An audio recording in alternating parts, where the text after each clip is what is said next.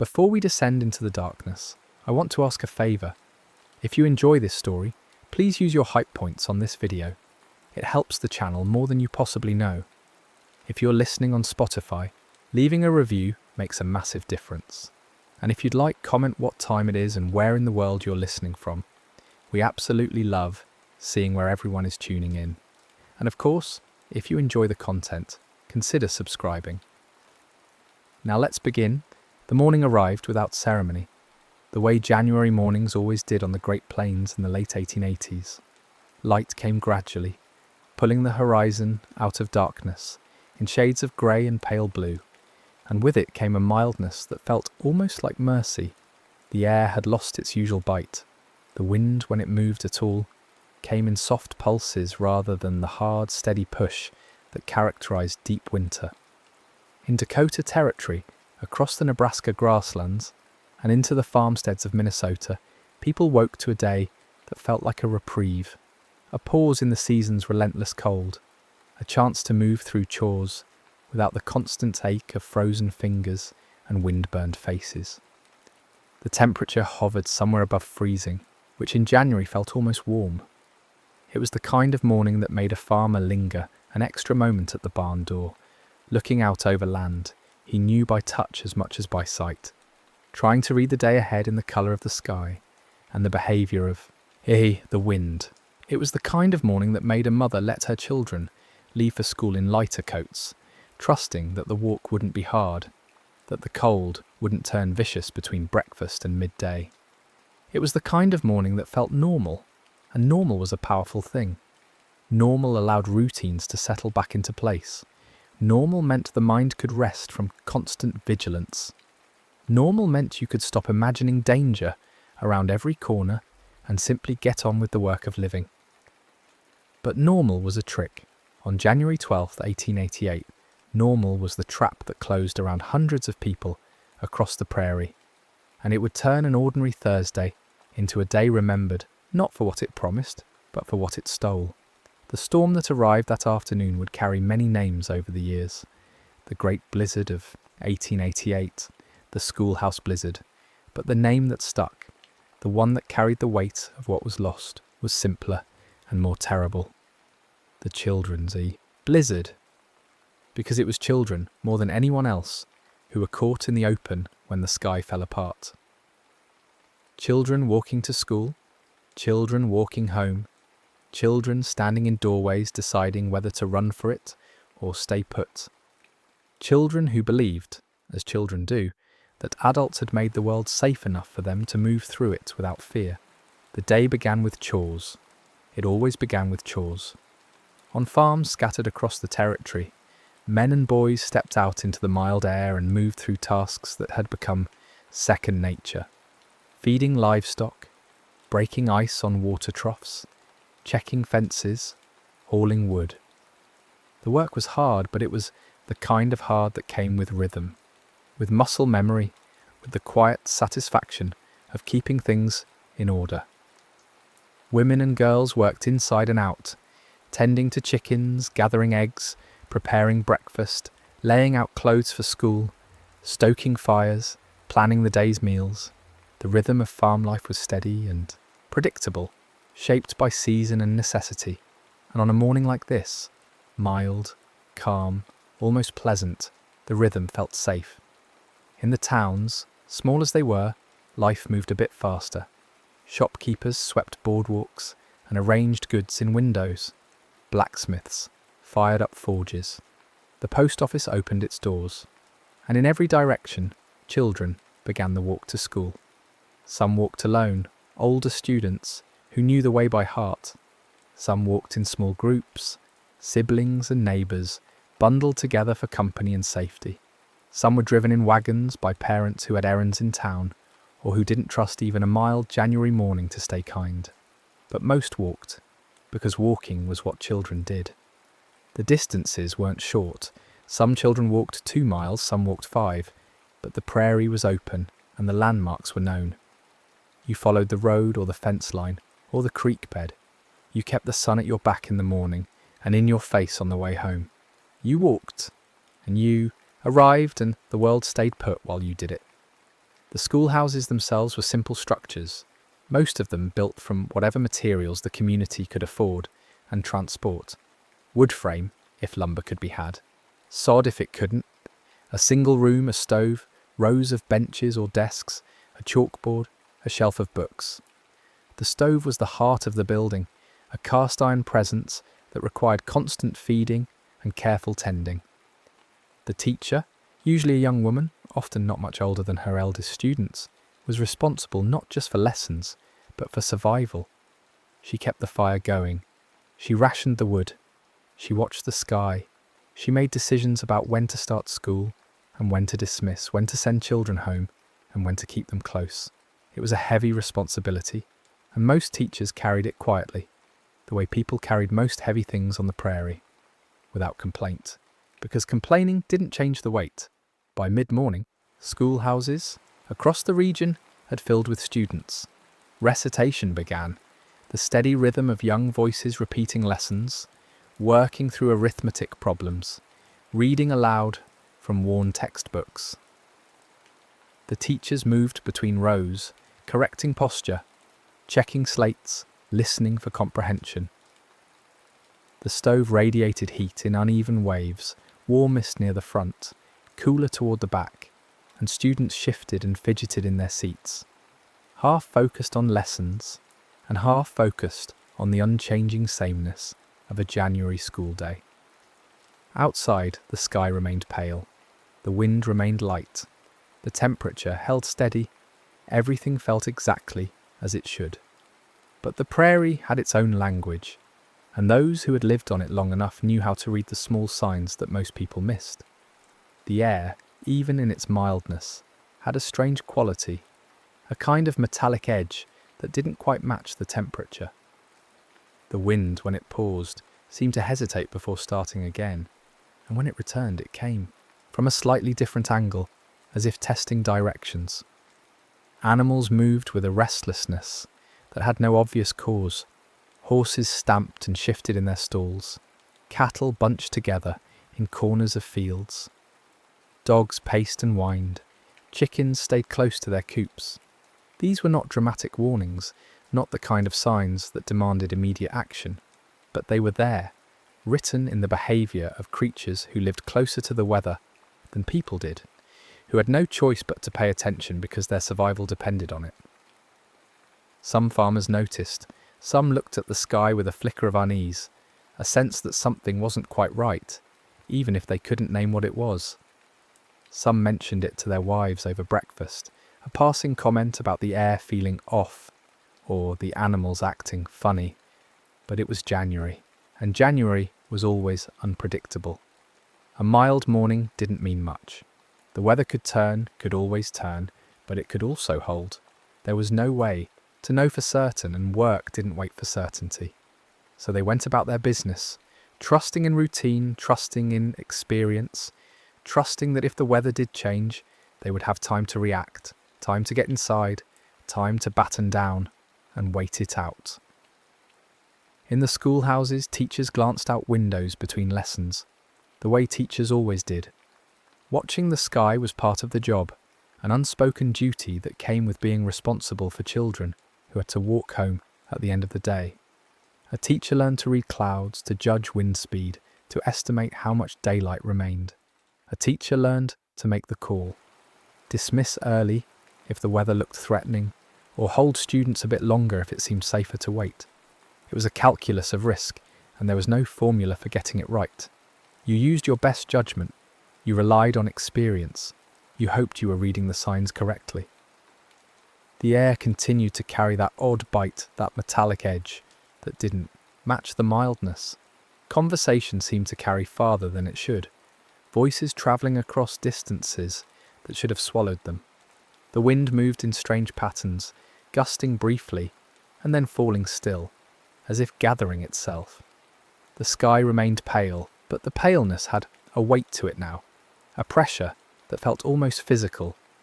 It wasn't the clear, bright cold of deep winter. It wasn't the heavy grey of an ordinary storm.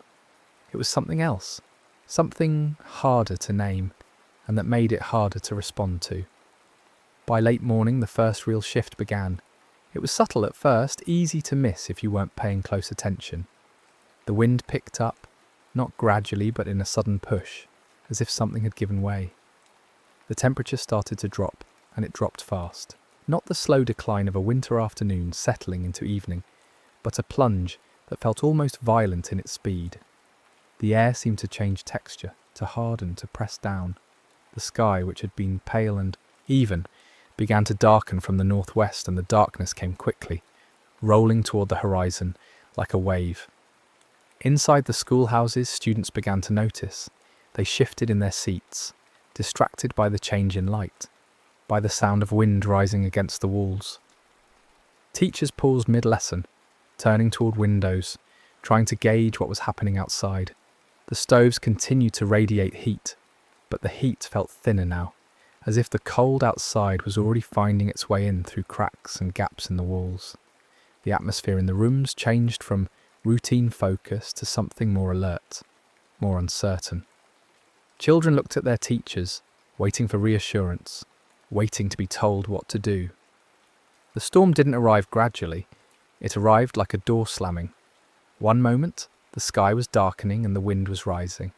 The next, the world outside disappeared into a wall of white. Snow came not in flakes, but in a solid mass, driven horizontal by wind that seemed to come from everywhere at once. Visibility collapsed to nothing, not just poor, not just difficult, but gone. The prairie, with all its familiar landmarks, its fences and trees and roads, vanished as if it had never existed. The roar of the wind became constant and overwhelming, a sound so loud it was almost physical, pressing against the walls of the schoolhouses, drowning out voices, making it impossible to think clearly.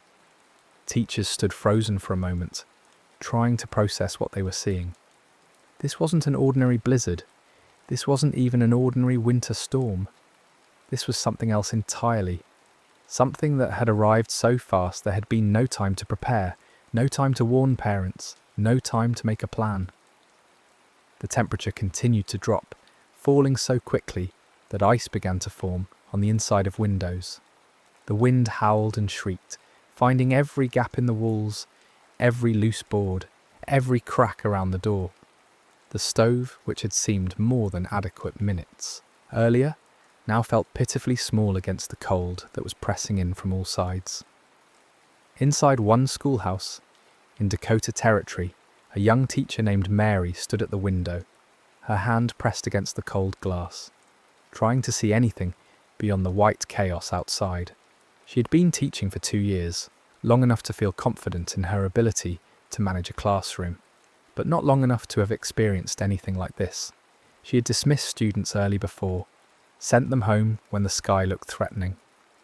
She had kept them late before, waiting out a squall that passed quickly. But this was different. This was a storm that had come out of nowhere, that had turned a normal day into something unrecognisable in a matter of minutes. She turned back to her students, 15 children ranging in age from 6 to 14, all watching her with varying degrees of fear and confusion. The older students understood that something was very wrong. The younger ones simply sensed the tension in the room and responded to it, their faces pale and uncertain. Mary forced herself to speak calmly, to project a confidence she didn't feel. "Everyone stay in your seats," she said, her voice steady. "We're going to wait here until the storm passes." It seemed like the only reasonable choice. Outside was chaos. Inside was shelter, warmth, relative safety. The stove was still burning. They had wood, not an unlimited supply, but enough for the rest of the day, surely. The building was sturdy. It had weathered storms before. They would wait, and the storm would pass, and then they would figure out what to do next. But even as she spoke the words, doubt crept in. Parents were expecting their children home at the usual time. Parents would worry. Parents might come looking, might try to make the journey from farm to schoolhouse in this white nightmare, might get lost themselves. And what if the storm didn't pass quickly? What if it lasted through the afternoon, into the evening, into the night?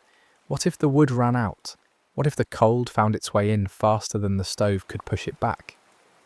Mary pushed the thoughts away and focused on keeping the children calm. She had them gather closer to the stove, bringing their benches and chairs into a tighter circle.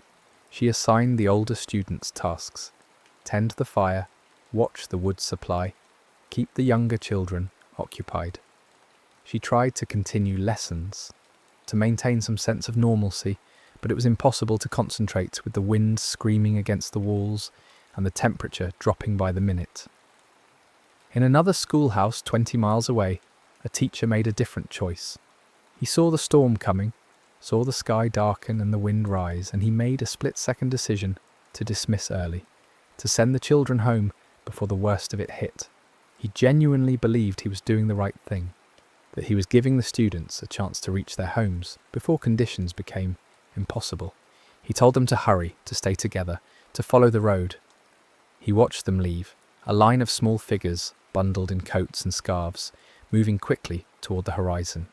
And then the white wall hit, and the children disappeared into it, and the teacher stood in the doorway of the empty schoolhouse with a horror dawning in his chest. The realization that he had just sent them into something they couldn't survive. The children who stepped outside into the storm entered a world that immediately removed every reference point they had ever relied on. The wind hit like a physical force, hard enough to stagger them, hard enough to steal breath from their lungs. Snow came at them horizontally, stinging exposed skin, filling eyes and mouths, coating clothes in seconds. The cold was instant and absolute, a cold that went through fabric like it wasn't there, that turned fingers numb and made faces ache, and the white, the overwhelming, disorienting white, erased everything. There was no sky, no ground, no horizon. There was only white and wind and the terrible realization that they had no idea which way to go. Some children tried to turn back immediately, tried to find the schoolhouse they had just left, but it was already gone, swallowed by the storm. They shouted for each other, trying to stay together, but the wind tore their voices away. Before the words could travel more than a few feet, they reached out, trying to hold hands, trying to form a chain, but mittened hands slipped apart and bodies stumbled, and the group began to fragment almost immediately. The teacher who had dismissed them stood frozen in the doorway, watching the spot where they had disappeared, unable to see them, unable to hear them, unable to do anything but understand with sick certainty that he had made a terrible mistake. He couldn't go after them. He would be lost as quickly as they were, and then there would be no one to mark where they had gone, no one to tell rescuers where to search. He could only close the door against the wind and the cold and the white, and pray that somehow, impossibly, the children would find their way. On farms across the region, parents stood at windows and watched the world disappear. Men who had been working in fields or barns struggled back to their houses, using fence lines as guides, moving hand over hand along wood and wire because there was no other way to navigate. Some made it, some didn't. Some got turned around in the white and walked in circles until they collapsed. Some found shelter in haystacks or animal sheds and huddled there, knowing their families would be frantic, but knowing also that moving was suicide. Parents with children at school faced an impossible choice that mirrored the one the teachers faced. Do you go out into the storm to try to find them? Do you trust that the teacher has kept them safe at the schoolhouse? Do you wait, hoping they'll make it home on their own? Every option felt wrong. Every option carried the risk of death for the children, for the parents, for everyone. Some parents couldn't bear to wait. They bundled themselves in every layer they owned, tied ropes around their waists, and stepped out into the white. The plan was simple. Follow the road to the schoolhouse, find the children, bring them home. But the road disappeared within seconds. The rope became a lifeline to the house, and some parents made it back by following it hand over hand, defeated by the impossibility of navigating blind. Others kept going, driven by desperation, by the image of their children, alone and frightened, and they stumbled forward into nothing, calling names that were swallowed by the wind, searching for landmarks that no longer existed. In the schoolhouse where Mary had kept her students inside, the temperature continued to drop despite the stove's best efforts. The children huddled closer together, the younger ones crying softly, the older ones trying to be brave. Mary rationed the wood carefully, feeding the fire just enough to keep it going, but trying to make the supply last as long as possible. She had no way of knowing how long the storm would continue. She had no way of communicating with anyone outside. She could only keep the children as warm as possible and hope that rescue would come, or that the storm would pass before their resources ran out. The wind pressed against the building with terrifying force, finding every weakness in the structure. Snow sifted in through cracks around the windows and door, forming small drifts inside the schoolhouse. The children's breath created clouds of vapour that hung in the air and then froze, creating a thin layer of ice on the walls. Mary tried to keep everyone calm, tried to keep them focused on something other than the cold and the fear, but it was hard to focus on anything except survival. Outside, the prairie had become a killing field. The storm didn't discriminate. It took farmers who had stepped out to check on livestock and never made it back to the house. It took travellers caught between towns with no shelter in reach. It took children who had tried to walk home from school and lost their way within yards of safety. The cold was so extreme that exposed skin froze in minutes. The wind was so strong that it pushed people off their feet, sent them tumbling across the prairie, disoriented and helpless. The white was so complete that people lost all sense of up and down, of forward and back, of where they had come from and where they were trying to go. Some found shelter by accident, stumbling into a barn or a shed or a haystack and burrowing in, using animal heat or packed straw for insulation. Some survived by making quick, desperate decisions, killing a cow and sheltering inside the carcass, or digging into a snowdrift and creating a small cave. Some survived by sheer luck, by wandering in circles until they happened to cross a fence line or a building or another person who grabbed them and pulled them to safety. And some didn't survive at all. In towns, rescue efforts began almost immediately, but they were chaotic and dangerous. Men tied themselves together with rope, creating human chains that could move a short distance into the storm and then pull back to safety. Lanterns were lit and held high, creating small islands of light that might guide someone home. Bells were rung, steady and constant, hoping the sound would carry through the wind and give people a direction to follow, but the storm was too strong, too wild, too all-consuming. Rescuers themselves became lost. Ropes broke or came untied. Lanterns were extinguished by the wind. Bells could barely be heard 10 feet away. The storm raged through the afternoon and into the evening, showing no signs of weakening. The temperature continued to fall, dropping to levels that made survival outdoors almost impossible. People who had been caught in the open and were still alive faced a cruel calculus. Keep moving and risk exhaustion and disorientation, or stop moving and freeze. There was no good answer. Movement meant burning energy, burning warmth, but it also meant possibly finding shelter. Stopping meant conserving energy, but it also meant the cold would win faster. In the schoolhouse, Mary made the wood last as long as she could, but eventually it ran low and then it ran out. The fire died to embers and then the embers went dark, and the cold that had been pressing at the edges of the room began to seep inward with terrifying speed. The children huddled together in the centre of the room, piling their coats and scarves into a single mass, trying to share body heat. Mary pulled them as close as possible, using her own body as a windbreak, trying to keep the youngest ones from slipping into the dangerous sleepiness that came with severe cold. She talked to them constantly, asking questions, making them respond, keeping them engaged. She knew that if they fell asleep, they might not wake up. She knew that the only thing standing between them and freezing to death was their ability to stay alert, stay together, stay warm enough to keep their core temperatures from dropping too low. She sang songs, she told stories, she made them move their fingers and toes, made them stamp their feet, made them do anything to keep blood flowing. Outside, the storm began to shift. The wind, which had been blowing from the northwest in a constant, overwhelming roar, started to ease slightly.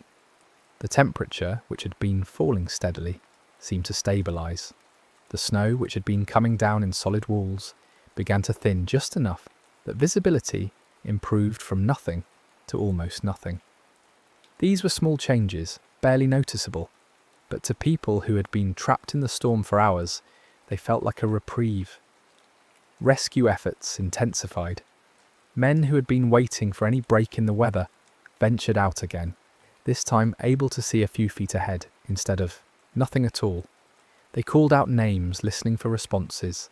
They followed roads and fence lines, checking barns and sheds, and any structure that might have provided shelter. They found people huddled in haystacks, people collapsed in snowdrifts, people who had made it within sight of safety but couldn't take the last few steps. Some were alive, some were not. At the schoolhouse, Mary heard voices outside, faint and distant, but unmistakable. She screamed for help, her voice raw and desperate, and the children joined her, a chorus of the small voices crying out into the darkness. The rescuers heard them and followed the sound, pushing through snow that had drifted several feet deep around the building. They forced the door open and found Mary and the children huddled together in the centre of the room, cold and frightened but alive. The rescuers wrapped the children in blankets and coats, carrying the smallest ones and supporting the others as they made the slow, careful journey back to town. The storm was still blowing, but it had lost some of its fury, and visibility had improved just enough that the men could navigate by familiar landmarks. A barn here, a fence post there, the outline of a building against the slightly lighter sky. Not every schoolhouse was so fortunate. In the building where the teacher had dismissed students early, rescuers found the teacher alone, half frozen and nearly incoherent with guilt and grief. He told them where the children had gone, or tried to. He could barely speak, his words coming out in broken fragments. The rescuers went out searching, following the road the children would have taken, calling their names into the wind. They found some of them together, huddled in a group where they had collapsed, holding on to each other even as the cold took them. They found others scattered across the prairie, alone, having wandered off course in the white, and never found their way back. They found one girl less than 100 yards from her family's farm, so close to safety that if the storm had lifted for just a moment, she might have seen the lights in the windows and made it home. The storm finally began to break near midnight, the wind falling away to nothing, the snow tapering off, the clouds thinning to reveal stars that seemed impossibly bright and cold. The prairie emerged from the white slowly, taking shape in shades of grey and then pale blue as the moon rose. The calm that followed was absolute and eerie, so complete that it felt wrong after hours of constant noise. The silence pressed down like a weight, and in that silence, communities began the grim work of accounting for their people. Families gathered in homes and churches and town halls, taking stock of who had made it back and who hadn't. Lists were made, search parties were organised, men went out on horseback and on foot, checking every farm, every schoolhouse, every place where someone might have taken shelter. They found people alive in the most unlikely places, a child who had survived by burrowing into a snowdrift, a farmer who had cut open his coat and wrapped it around a calf to keep them both warm, a woman who had walked in circles for hours before stumbling onto her own front porch by sheer luck. But they also found people who hadn't made it. Bodies were discovered in fields and along roads, some of them frozen in positions that suggested they had died while still trying to move forward, still trying to reach safety. Families were found together, parents and children who had been caught in the open and had huddled together for warmth, holding each other as the cold took them. The sheer number of deaths became clear slowly as reports came in from across the region, and the scale of the tragedy began to settle into the collective consciousness. In the days that followed, as the full extent of the disaster became known, the number climbed. Over 200 people dead, most of them children, Children who had been in school that morning, who had eaten breakfast and kissed their parents goodbye and walked out into a day that felt safe. Children who had trusted that adults would keep them safe. That the world was a place where you could go to school and come home and nothing terrible would happen in between.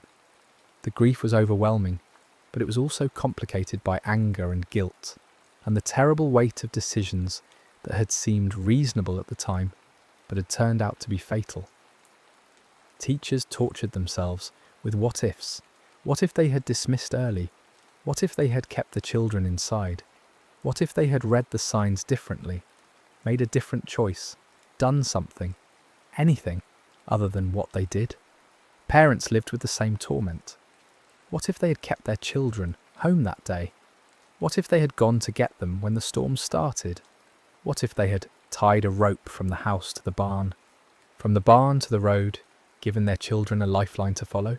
But the storm had been fast and fierce and unforgiving, and the truth was that no one could have predicted how quickly it would arrive, or how deadly it would become. The morning had felt safe.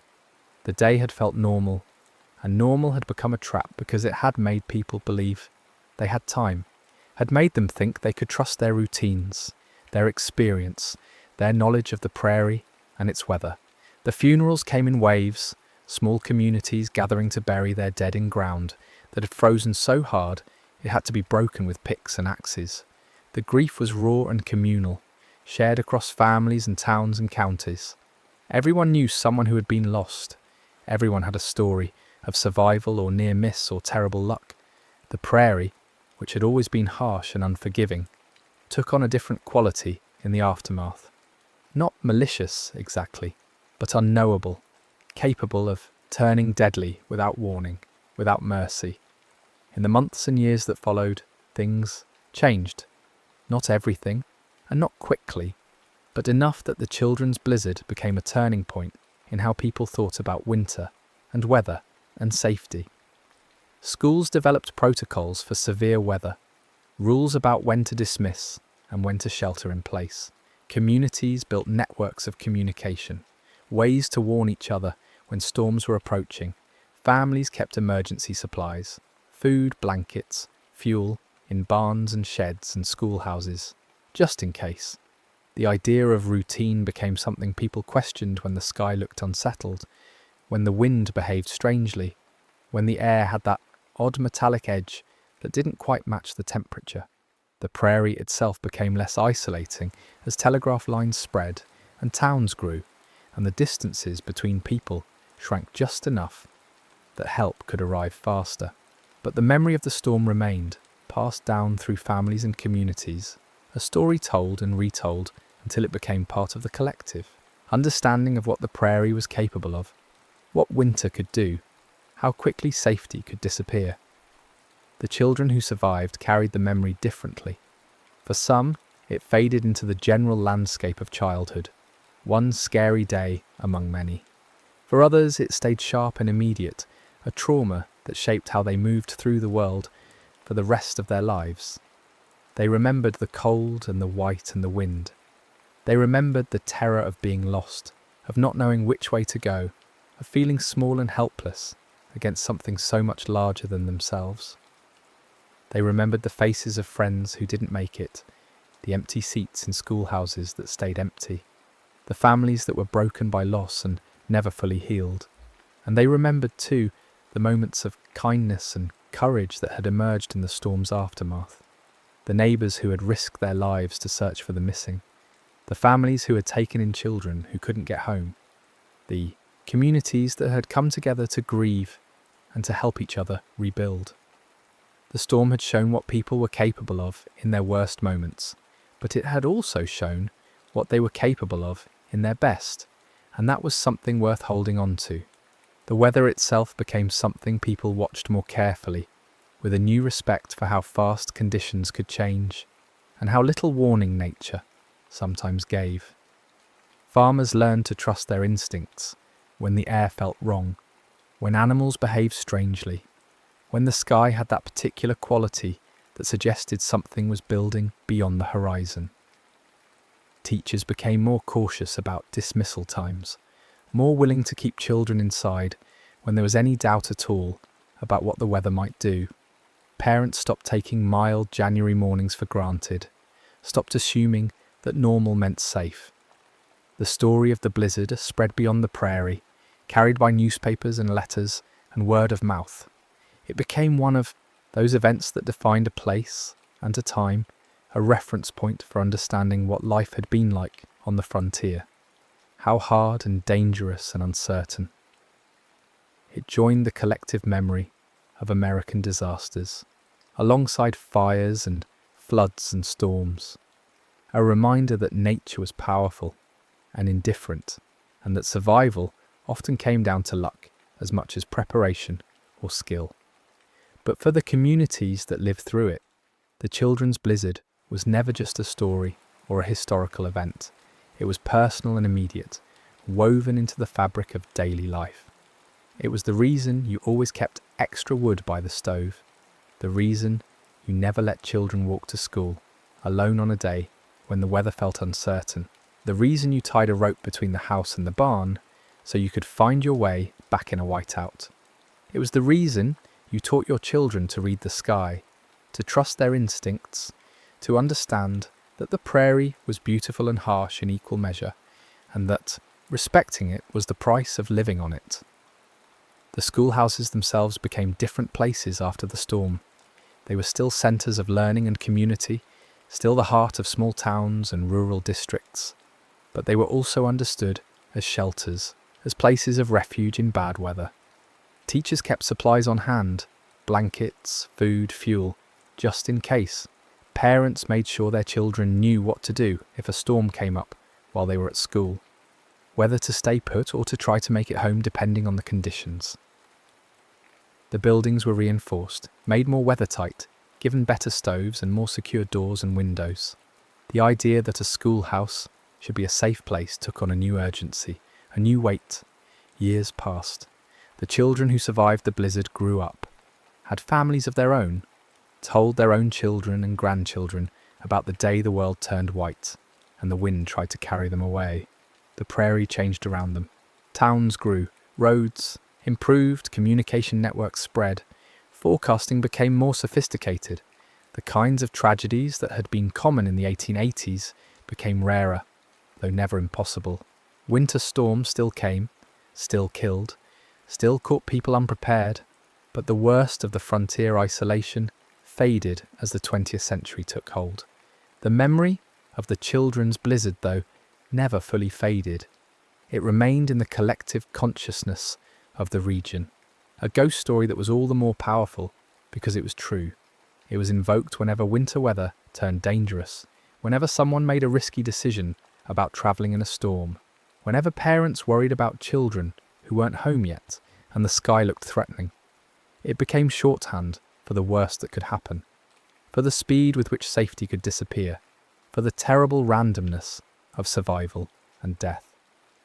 Historians and meteorologists studied the storm, trying to understand what had made it so deadly.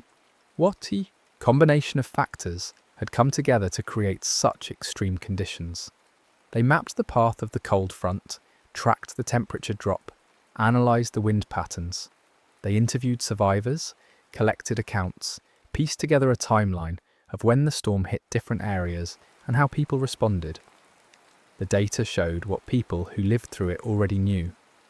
The storm had been unusually fast and unusually severe, a perfect combination of cold and wind and snow that had created near impossible survival conditions for anyone caught in the open.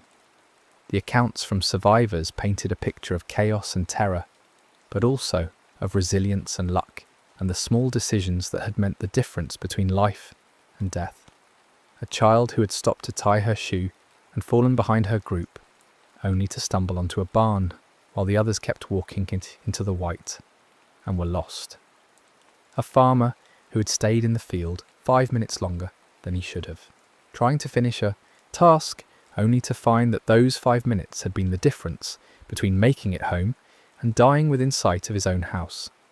A teacher who had kept her students inside not because she was wise, but because she was cautious, and that caution had saved 15 lives.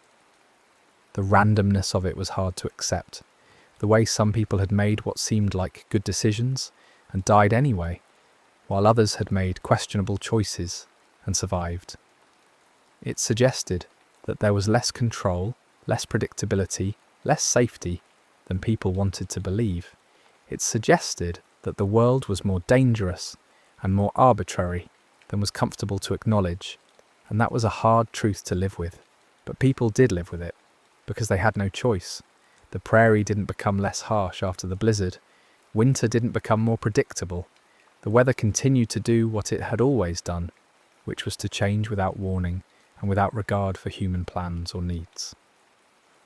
What changed was how people approached it, the level of caution they brought to decisions about travel and work, and whether to send children to school on days when the sky looked uncertain.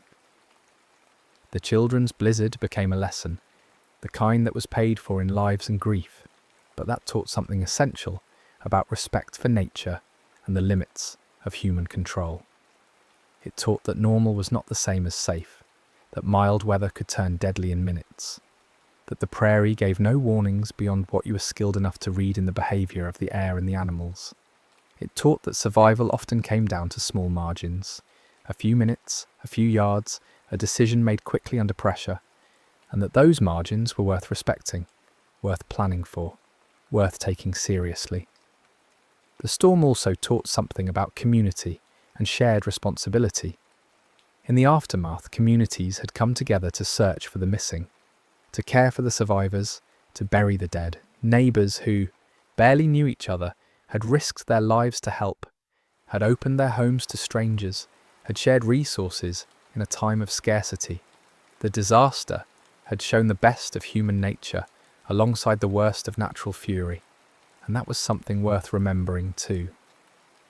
As the years turned into decades, the first-hand memories of the blizzard began to fade. The children who had survived grew old and passed away. The parents who had lost children died carrying their grief. The teachers who had made impossible choices lived with their guilt until they couldn't anymore. The prairie itself changed, became less isolated, less dependent on individual farms and one-room schoolhouses, less vulnerable to the kind of tragedy that had unfolded on January 12, 1888. But the story persisted, kept alive by historians and meteorologists, by descendants of survivors, by communities that still mark the anniversary, by the simple fact that it had been so terrible and so tragic that it couldn't be forgotten. It became part of the region's identity, part of how people understood where they came from and what their ancestors had endured. It became a touchstone for discussions about weather and safety, about the importance of preparation and caution, about the fine line between courage and foolishness when it came to challenging nature. The children's blizzard remained a story that mattered because it was about more than just weather. It was about vulnerability and responsibility, about the weight of decisions made under uncertainty, about the randomness of who lives and who dies when disaster strikes. It was about children who were supposed to be protected and cared for, who were supposed to be safe in the routines and structures that adults created for them, but who turned out to be just as vulnerable as everyone else when the prairie showed its teeth.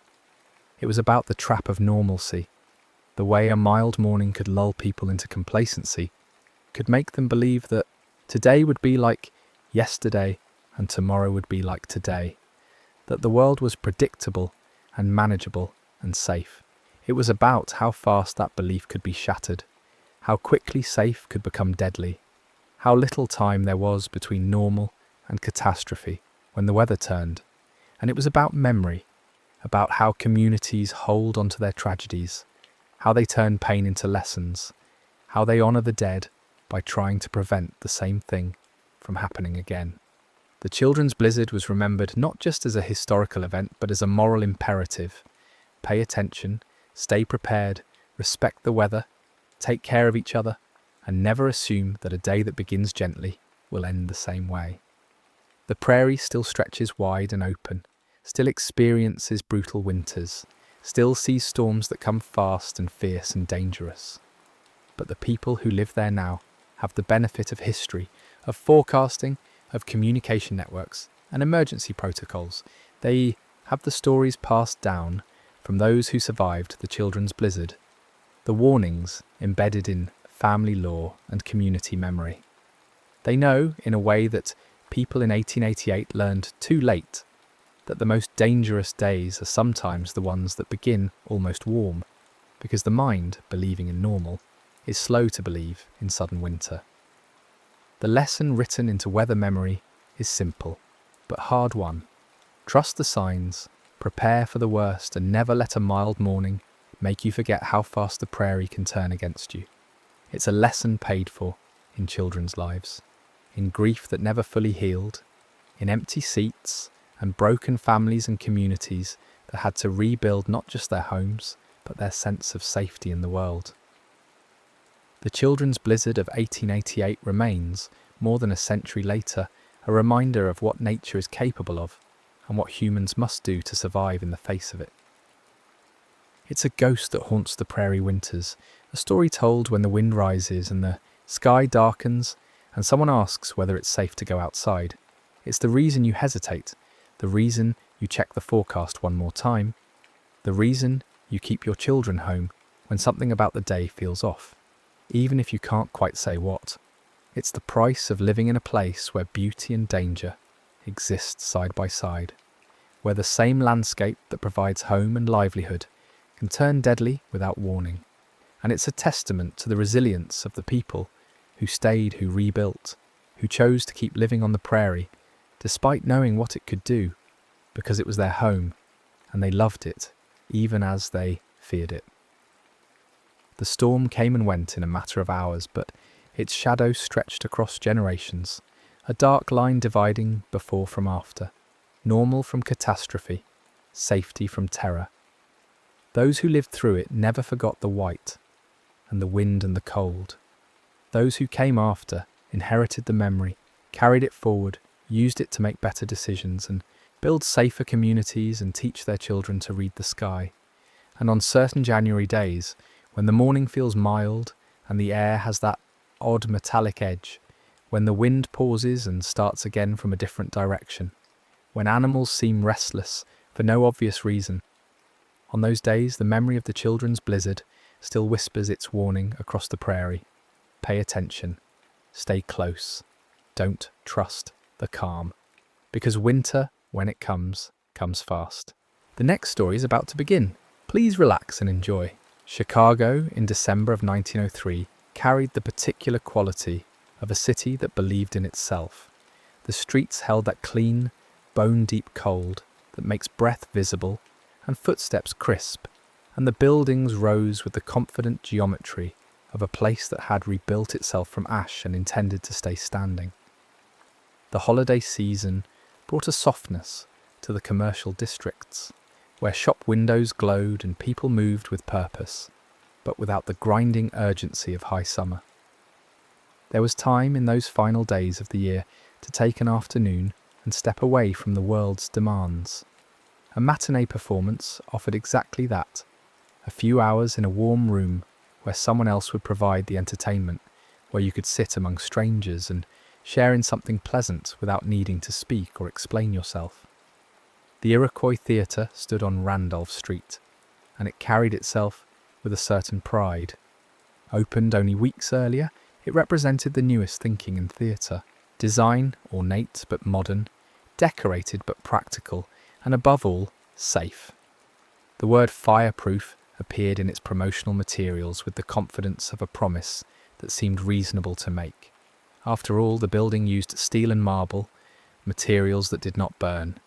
The stage curtain was advertised as asbestos, a substance known for its resistance to flame.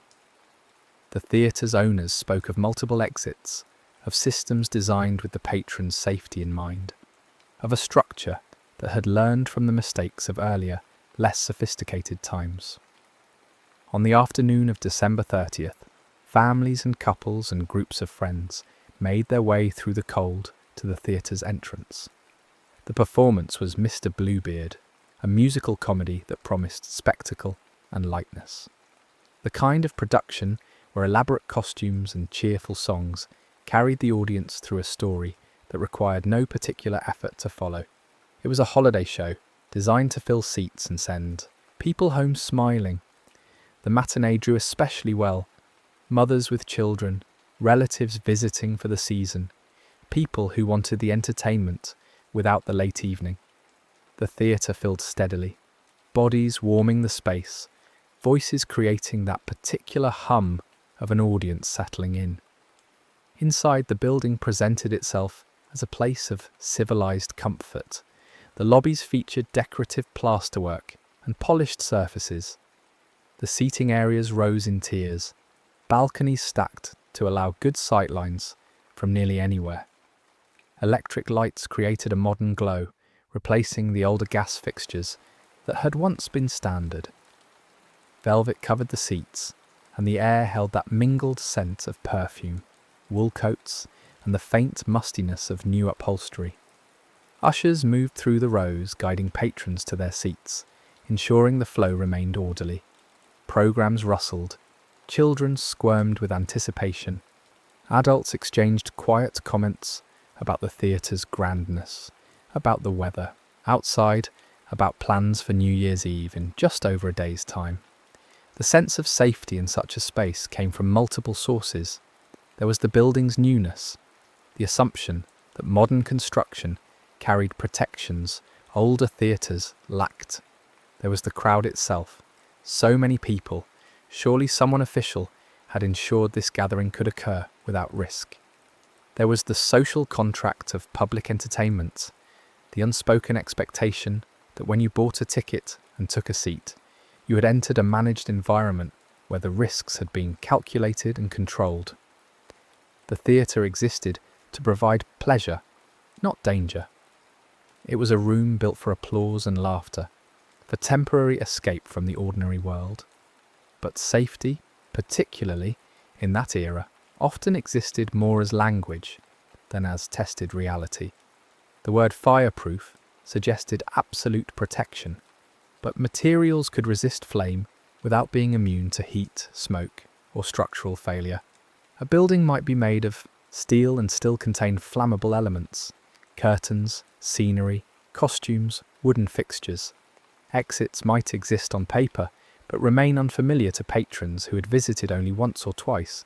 Staff might know the building's layout, but have no training in emergency procedures, no practiced responses for when normality collapsed. Safety codes were evolving, but slowly, and enforcement varied widely. Inspections could be cursory, promises could be sincere, but incomplete. The Iroquois theatre, for all its modernity, carried the same vulnerabilities that plagued many public spaces of the time. The stage curtain, advertised as asbestos, contained only partial asbestos weaving and would not function as a complete firebreak. The exit doors, though numerous, were not all clearly marked, and some were designed to open inward, a configuration that worked smoothly when a few people trickled out but became catastrophic when a crowd pressed forward. The backstage area, like most theatres, was a dense accumulation of flammable materials, painted canvas scenery, wooden frameworks, ropes and fabric, all crammed together in the service of creating illusion. The building's ventilation systems, designed to circulate air during normal operation, could just as easily circulate smoke.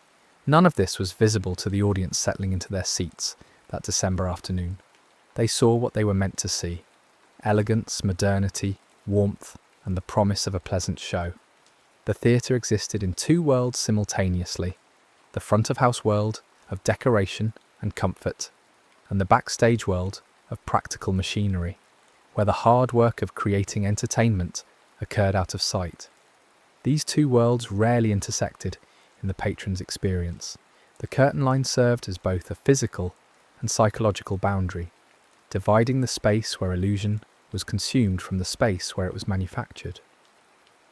The performance began as scheduled, the orchestra playing, the curtain rising, the actors moving through their choreographed routines. The story unfolded with the expected rhythm of musical comedy: songs, dances, costume changes, jokes that landed with varying success. The audience responded appropriately, with laughter and applause, with the quiet attention that comes when a show is engaging enough to hold interest, but not so demanding as to require intense focus. Children watched with wide eyes, adults relaxed into the comfortable repetition of theatrical convention. The room settled into performance mode, where time softens and the outside world recedes. Backstage, the work continued in its own rhythm. Stagehands moved scenery, adjusting flats and props with practiced efficiency. Lighting operators managed the carbon arc lamps that provided the bright illumination necessary for stage effects. Actors waited in the wings for their cues.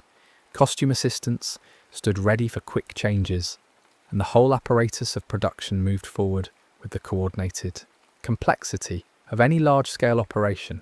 The backstage area was crowded. Too many people in too little space, all focused on the immediate demands of keeping the show running smoothly. The fire began, as many fires do, with something small. The exact origin would later be debated, whether it started from a spark from an arc lamp catching onto nearby fabric, whether it was a hot wire touching combustible material, whether it was simple friction in the wrong place at the wrong moment. The specific cause mattered less than the conditions that allowed it to spread. Backstage was an environment rich in fuel. Painted canvas, wood shavings, rope, fabric, and the layers of accumulated dust that settle in any busy workspace. The materials were dry, the space was confined, and most critically, there was no immediate, decisive response. At first, the fire announced itself only to those working backstage. A smell, unusual, but not yet alarming. A flicker of light where light should not be. A slight increase in heat. The human response to such ambiguous signals is rarely immediate action. Instead, there is investigation, hesitation, the mental process of trying to determine whether this is a problem or simply something out of place. Stagehands notice something wrong, but something wrong exists on a spectrum from trivial to catastrophic, and the early moments of a disaster often look more like the former than the latter. The fire found what fires need most: continuity of fuel. It moved from one surface to another, growing with each new material it encountered. The painted canvas scenery, treated with flammable oils, caught quickly. The wooden frameworks that held the scenery in place provided structure and additional fuel. The ropes and curtains offered vertical pathways, allowing the fire to climb. In a theatre, the stage area functions like a chimney, with open vertical space that encourages upward drafts. The fire rose, gaining heat and speed, its smoke beginning to accumulate in the upper rigging. For the audience, the first sign of trouble came not as a dramatic announcement, but as a subtle wrongness, a smell that did not belong in a theatre during a performance. Sharp, chemical, disturbing. Some people noticed it immediately and felt a prickle of unease.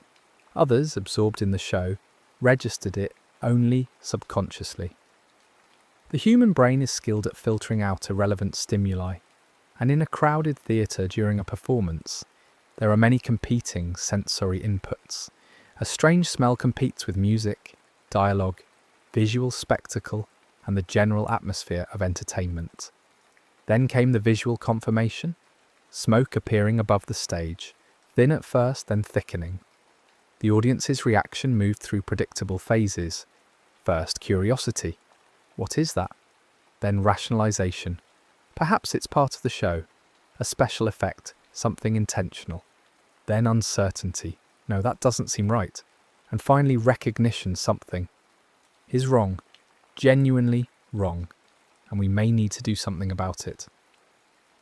The performers on stage faced an impossible situation. They could see the smoke, could sense the disruption, but they also knew that maintaining calm in a crowded theatre was essential. Panic could kill as surely as fire. Some performers continued their routines, hoping that the problem would be quickly contained, that acknowledging it would create unnecessary alarm. Others faltered, their performances becoming visibly strained. as they tried to reconcile the growing evidence of danger with the need to maintain normalcy. Behind the stage curtain, the fire was no longer a small problem subject to debate. It had become a visible, spreading threat, consuming scenery and climbing toward the rigging. Stagehands attempted to fight it with the tools available, trying to beat out flames, attempting to use fire-extinguishing equipment that was either insufficient or unfamiliar. The response was brave but disorganized, lacking the coordination that comes from practiced emergency procedures. In the absence of clear protocol, people improvised, and improvisation in a rapidly developing crisis is rarely effective.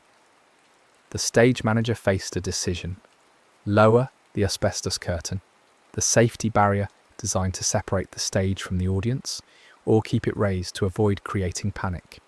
The curtain, if functioning as advertised, could contain a backstage fire and protect the audience, allowing for calm evacuation, but lowering it would make the danger visible, would transform what some audience members still hoped was a minor technical problem into an acknowledged emergency. The decision was made to lower the curtain, and here the building's promises began to fail in specific material ways. The asbestos curtain descended partway, then jammed. The mechanism, insufficiently maintained or improperly designed, could not complete its function. The curtain hung partway down, creating neither a complete barrier nor a clear opening. It became instead a visible symbol of failure, a safety feature that could not perform when needed. And worse, the gap it left allowed smoke and flame to reach the auditorium, breaching the psychological boundary between backstage danger and audience safety. The moment the smoke entered the auditorium in visible quantities, the audience's collective understanding shifted. This was not part of the show. This was not a minor technical problem. This was a fire, a real fire in a crowded building, and they needed to leave. The shift from watching a performance to escaping danger happened in seconds, but those seconds were not uniform across the audience. People closer to the stage recognized the threat first. Those in the upper balconies where smoke rises felt the change in air quality more immediately. Those in the back rows, farther from the stage, had a few extra moments of uncertainty. The initial movement toward exits was relatively orderly. People stood, gathered their belongings, began to move toward the aisles, but order depends on several conditions: adequate time, clear pathways, functioning exits, and manageable numbers. As more people stood and began to move, as the smoke thickened and the sense of urgency increased, those conditions began to degrade.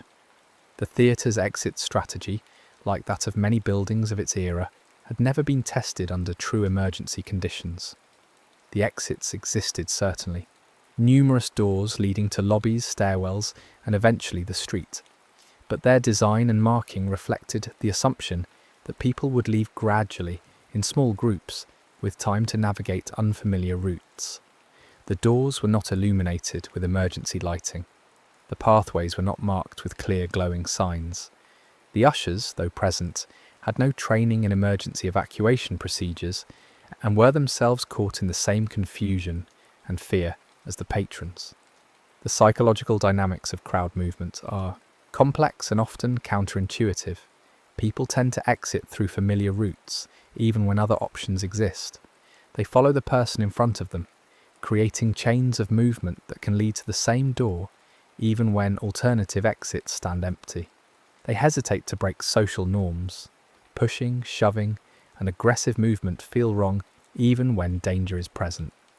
But as fear increases and time compresses, those inhibitions break down, and the crowd transitions from a collection of individuals to a moving mass with its own physics. The balconies presented particular challenges. The upper levels held hundreds of people, all of whom needed to descend to reach ground-level exits. The stairwells were narrow, designed for gradual dispersal, not rapid evacuation. As people from the balcony levels entered the stairwells, they created a downstream pressure, a human river that could not flow faster than the narrowest point would allow.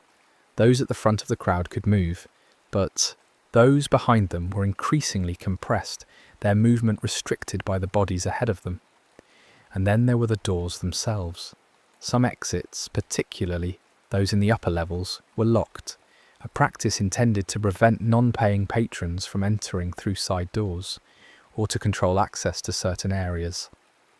Other doors, while unlocked, opened inward, meaning they required a pulling motion to open.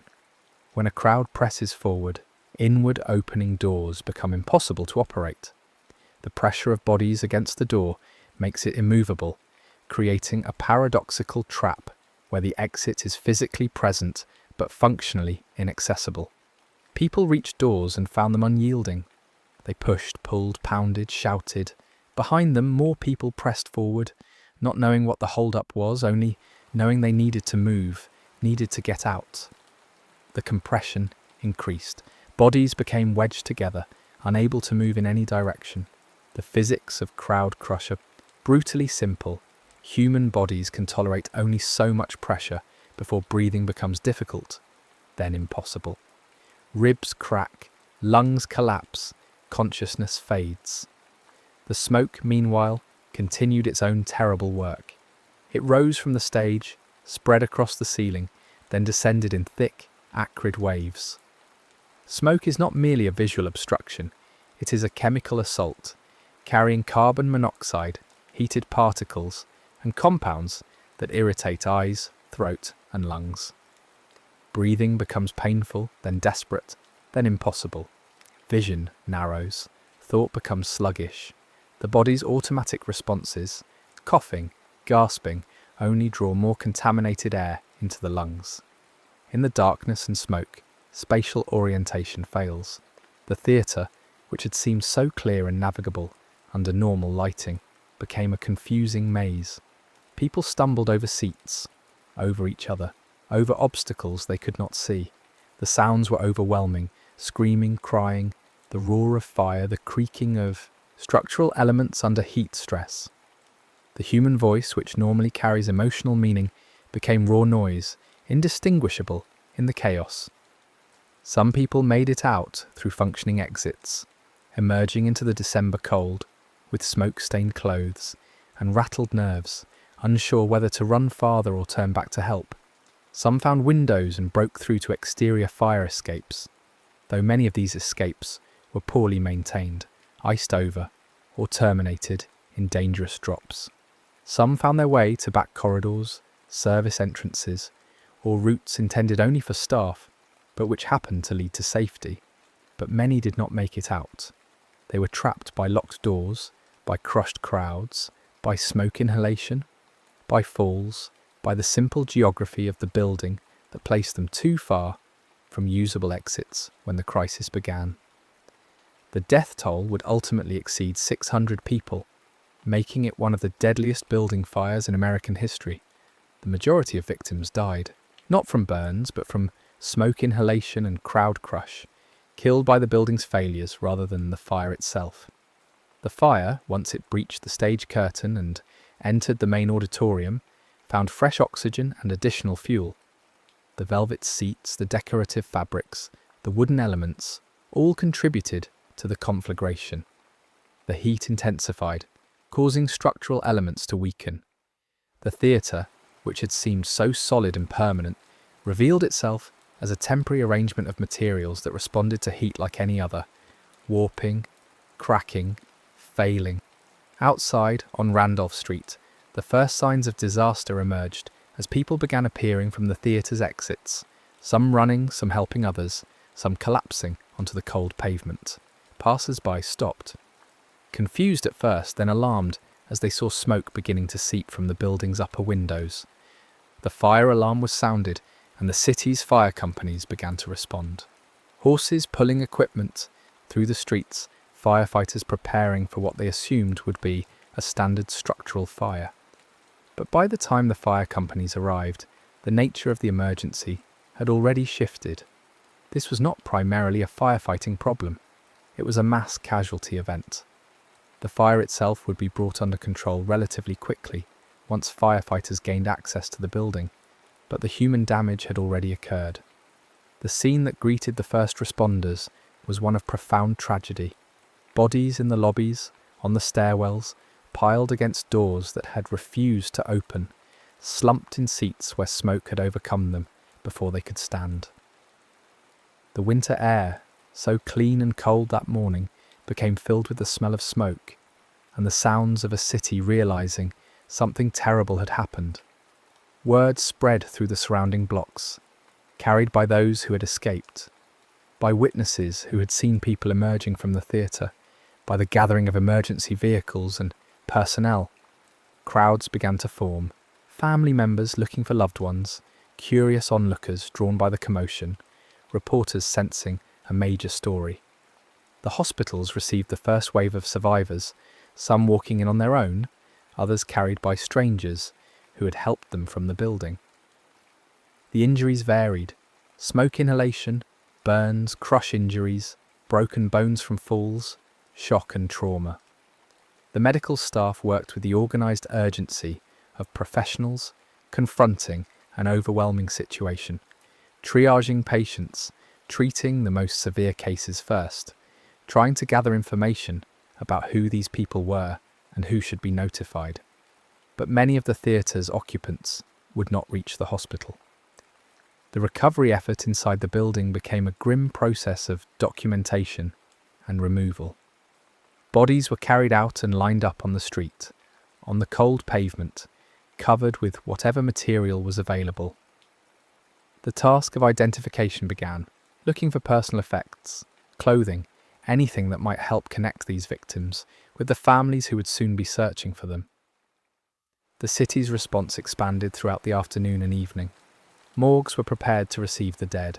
Lists were compiled, though they were incomplete and often contradictory in the early hours. Communication systems, primitive by later standards, struggled to keep pace with the information needs of a city trying to understand what had happened and who had been affected. Telephone lines became overloaded. Messengers ran through the streets carrying news. Newspapers prepared special editions. For those who had lost family members or friends, the hours that followed were a particular kind of agony. The uncertainty of not knowing, the desperate hope that their loved one had somehow escaped. The awful process of checking hospitals and morgues, of looking at lists of names, of viewing bodies in the hope of not finding the face they dreaded to see. The holiday season, which should have been a time of celebration, became a time of mourning for hundreds of families. The immediate question that arose in the aftermath was simple and unanswerable in its full complexity. How did this happen? The theatre had been new, had been advertised as safe, had been approved for operation by city officials. 600 people had not died because of simple bad luck. They had died because of a series of failures, decisions and oversights that created the conditions for catastrophe. The investigations began almost immediately, driven by public outrage, legal necessity, and the genuine need to understand what had gone wrong. Inspectors examined the building's remains, documenting the locked doors, the inward opening exits, the jammed curtain mechanism, the inadequate firefighting equipment. Witnesses gave testimony about what they had seen and experienced, their accounts varying based on where they had been in the theatre and what they had been able to perceive through smoke and fear. The question of blame became contentious. Was this the fault of the theatre's owners, who had prioritised profit and appearance over genuine safety? Was it the fault of the city's building inspectors, who had approved the theatre despite its deficiencies? Was it the fault of the stagehands or performers who had failed to respond quickly enough to the initial fire? Was it simply bad luck, a confluence of circumstances that could not have been predicted or prevented? The reality, as is often the case in complex disasters, was that responsibility was distributed across multiple parties and systems. The theatre's owners had made choices that prioritised cost savings and aesthetics over safety, limiting exit door widths, installing doors that opened inward, failing to maintain safety equipment, allowing flammable materials to accumulate backstage. The city's inspection regime had been inadequate, with inspectors lacking the expertise or authority to identify and correct serious hazards. The building codes of the era were insufficient, allowing practices that would later be recognised as dangerous. But beyond individual blame, the Iroquois theatre fire revealed systemic problems in how public safety was conceptualised and enforced. There was no comprehensive body of fire safety knowledge based on scientific study of how fires develop and how people respond. Building codes existed as patchworks of local regulations, varying widely in stringency and enforcement. The theatrical industry had no standardised safety practices, with each theatre operating according to its own judgment and economic constraints. The public, understandably, demanded accountability. Trials were held, charges were brought, testimony was given. Some individuals were prosecuted, though convictions proved difficult to obtain. The legal system of the time struggled to assign criminal responsibility in cases where the harm resulted from negligence and poor judgment rather than intentional malice. The theatre's owners and managers faced civil lawsuits from victims' families, some of which resulted in settlements, though no amount of money could compensate for the lives lost. More significantly, the disaster catalyzed changes in safety regulations and building practices. Chicago and other cities began to revise their building codes, mandating specific safety features. Exit doors that opened outward, clearly marked and illuminated exits, regular safety inspections, limits on occupancy based on available egress routes, restrictions on flammable materials in public spaces, requirements for fire suppression systems. The concept of panic hardware emerged from this tragedy, door mechanisms designed to open when pushed from the inside, regardless of the pressure applied, allowing crowds to exit even in crushed conditions. Exit signs began to incorporate their own lighting sources, ensuring visibility even when primary power failed. The idea that a building's capacity should be calculated based not just on how many people could fit inside, but on how quickly they could get out became standard practice.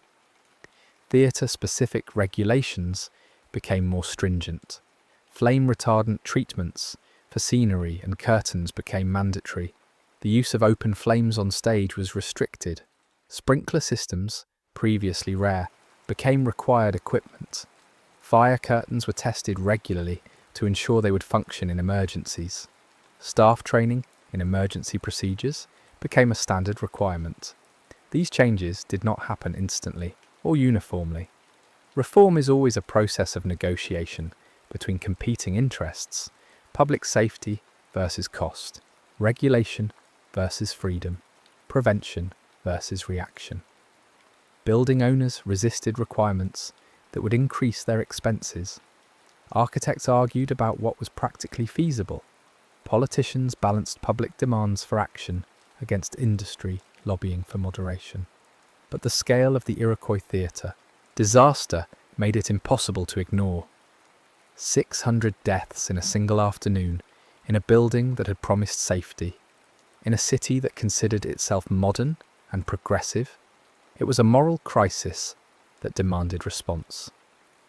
The victims became, in a sense, the price paid for knowledge that would protect future generations. Their deaths created political will for changes that might otherwise have taken decades to implement. The cultural impact extended beyond regulations. The fire entered the public consciousness as a cautionary tale about the dangers of complacency, about the gap between appearance and reality, about the importance of questioning assurances of safety. It became a reference point in discussions of public safety, invoked whenever new buildings or venues were proposed, whenever questions arose about whether safety measures were adequate or excessive. For the survivors, the fire remained a defining trauma, a line that divided their lives into before and after. Some struggled with guilt at having survived when others had not. Some developed lasting anxiety about crowded spaces, about theatres, about any situation where exit routes were not immediately visible. Some found ways to integrate the experience into their life narratives, speaking publicly about what they had witnessed, advocating for safety reforms, ensuring that the lessons of that afternoon were not forgotten. The stories that emerged from the disaster were both harrowing and illuminating. There were accounts of heroism, people who had helped others escape, who had remained calm and directed traffic toward exits, who had broken windows or forced doors open. There were stories of heartbreak, families separated in the chaos and never reunited, children lost, parents searching desperately through hospitals and morgues. There were stories of random fortune, someone who had left their seat to use a restroom just before the fire began, someone who had chosen a different section and found themselves near a functioning exit, someone who had decided at the last minute not to attend the matinee. These individual stories accumulated formed a collective narrative about the arbitrary nature of disaster, about how thin the line can be between safety and catastrophe, about how the same event can spare one person and kill their neighbour based on nothing more than where they happen to be sitting. The randomness was, in some ways, more disturbing than if there had been a clear pattern to survival. It suggested a universe without protective logic, where doing everything right, buying a ticket, taking a seat, watching a show, could still result in death. The theatre building itself, after the fire was extinguished and the victims removed, stood as a shell of what it had been. The ornate decorations were smoke-stained and heat-damaged. The steel structure, though it had not collapsed, bore the marks of extreme temperatures. The seats were ruined, the stage was destroyed, and the entire space carried the smell of burning, a scent that would linger for months. The question of what to do with the building became another point of contention. Some argued for its demolition, for removing the physical reminder of tragedy. Others suggested it should be preserved as a memorial, a permanent warning about the costs of inadequate safety. In the end, pragmatic concerns won out. The building was partially reconstructed, repurposed, and eventually demolished years later. The site would see new construction, new uses, the city building over its scars as cities do. But for those who had been there, who had experienced those terrifying minutes when a holiday matinee transformed into a fight for survival, the building's physical fate mattered less than the memories they carried. The smell of smoke would trigger flashbacks. The sound of a crowd in an enclosed space would cause anxiety. The simple act of entering a theatre would require conscious effort, a wrestling with fear, a reminder that places designed for pleasure can also be places of danger. The children who survived, many of whom had attended with mothers or other family members, carried particularly complex trauma. Some had witnessed deaths, had seen people fall, had heard sounds no child should hear. Some had lost parents or siblings, their families broken by those few minutes of chaos. The psychological impact of such experiences in an era when trauma was poorly understood and treatment options were limited would shape entire lives. The fire also highlighted class dimensions of disaster. While the Iroquois Theatre had been marketed as a high-quality venue, matinee performances attracted a broad demographic. The victims included wealthy families, but also working-class people who had saved to afford the tickets, people for whom an afternoon at the theatre was a special occasion. The aftermath revealed how a disaster response often reflected social hierarchies. Some families had the resources and connections to navigate the complex process of identification and burial, while others struggled with bureaucratic obstacles and financial burdens. The question of compensation became tied to these class dynamics. Civil lawsuits were filed, but legal action required resources, lawyers, time, knowledge of the system. Some families received settlements, though often inadequate given the loss. Others, particularly those already living on economic margins, found the legal system inaccessible or too slow to provide needed support. The distribution of tragedy's costs was not equal.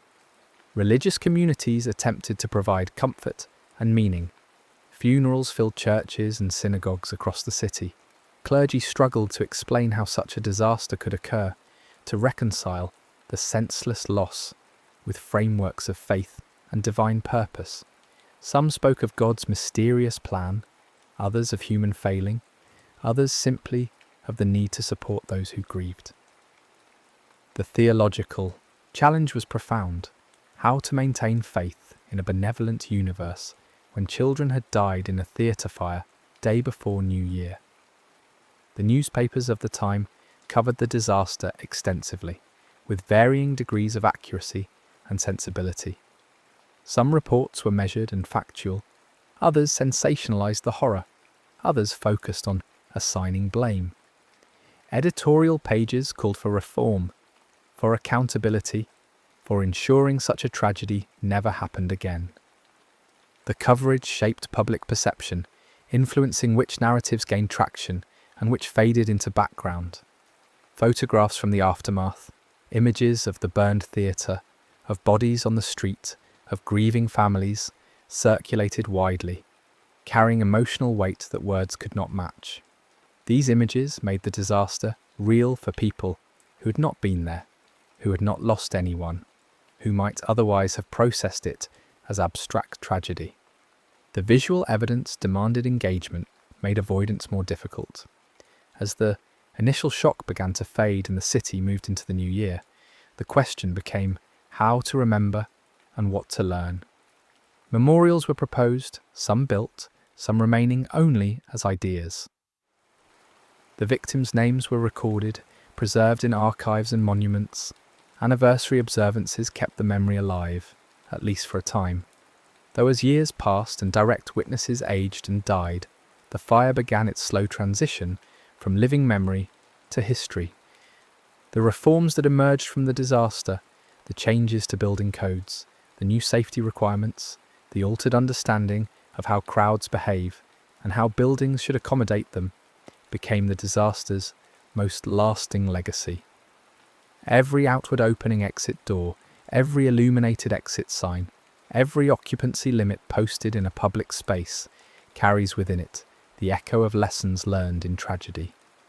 The Iroquois theatre fire became embedded in the infrastructure of modern safety, its victims contributing, through their deaths, to protections that would save countless lives in the decades that followed. Fire science as a discipline advanced partly because of events like the Iroquois theatre fire.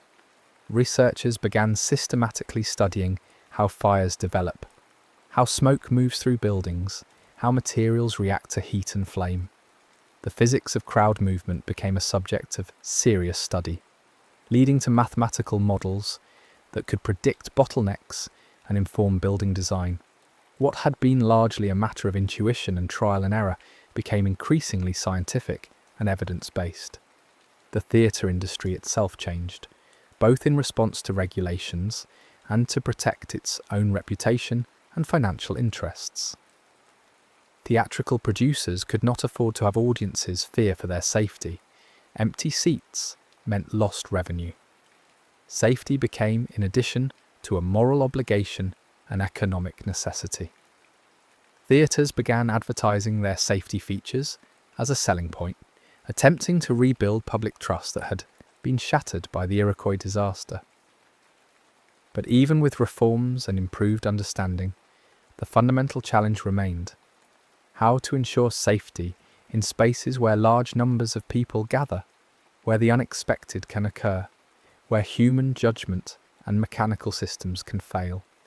The Iroquois fire had demonstrated that even new buildings with modern materials could become death traps when design flaws, inadequate safety measures, and unfortunate circumstances aligned. The disaster also raised uncomfortable questions about acceptable risk. Is any public gathering completely safe? Can we design systems that account for every possible failure mode? At what point do safety measures become so burdensome that they prevent the normal functioning of society? These questions had no simple answers, and they continue to challenge policymakers, designers, and the public today. For historians studying the Iroquois theatre fire, the event offers a case study in how disasters reveal hidden vulnerabilities in systems that appear, under normal conditions, to be functioning adequately. The theatre had operated for several weeks without incident, had passed inspections, had been full of people who believed they were safe. The fire exposed the gap between perceived safety and actual safety, between systems designed to work in theory and their performance under stress. The witness accounts that survive from the disaster provide insight into human behaviour during emergencies. People's actions under extreme stress often defy simple categorization as either panic or rational response. The same person might demonstrate both heroism and self-preservation, might help a stranger while being unable to help a family member, might make decisions that seem incomprehensible from the outside, but felt necessary in the moment. One recurring theme in survivor testimony is the speed with which the situation deteriorated. People described having only seconds to make life or death decisions, to choose which exit to attempt, whether to go back for someone, whether to push through a crowd or look for an alternative route. The compression of time, the sense that every moment mattered, created a psychological intensity that remained vivid decades later. Another theme is the sensory overload, the smoke, the heat, the noise, the confusion, that made coherent thought difficult. Many survivors described acting on instinct rather than conscious decision-making, their bodies moving before their minds could fully process what was happening. This aligns with what we now know about how the brain functions under acute stress, when higher cognitive functions are suppressed in favour of immediate survival responses.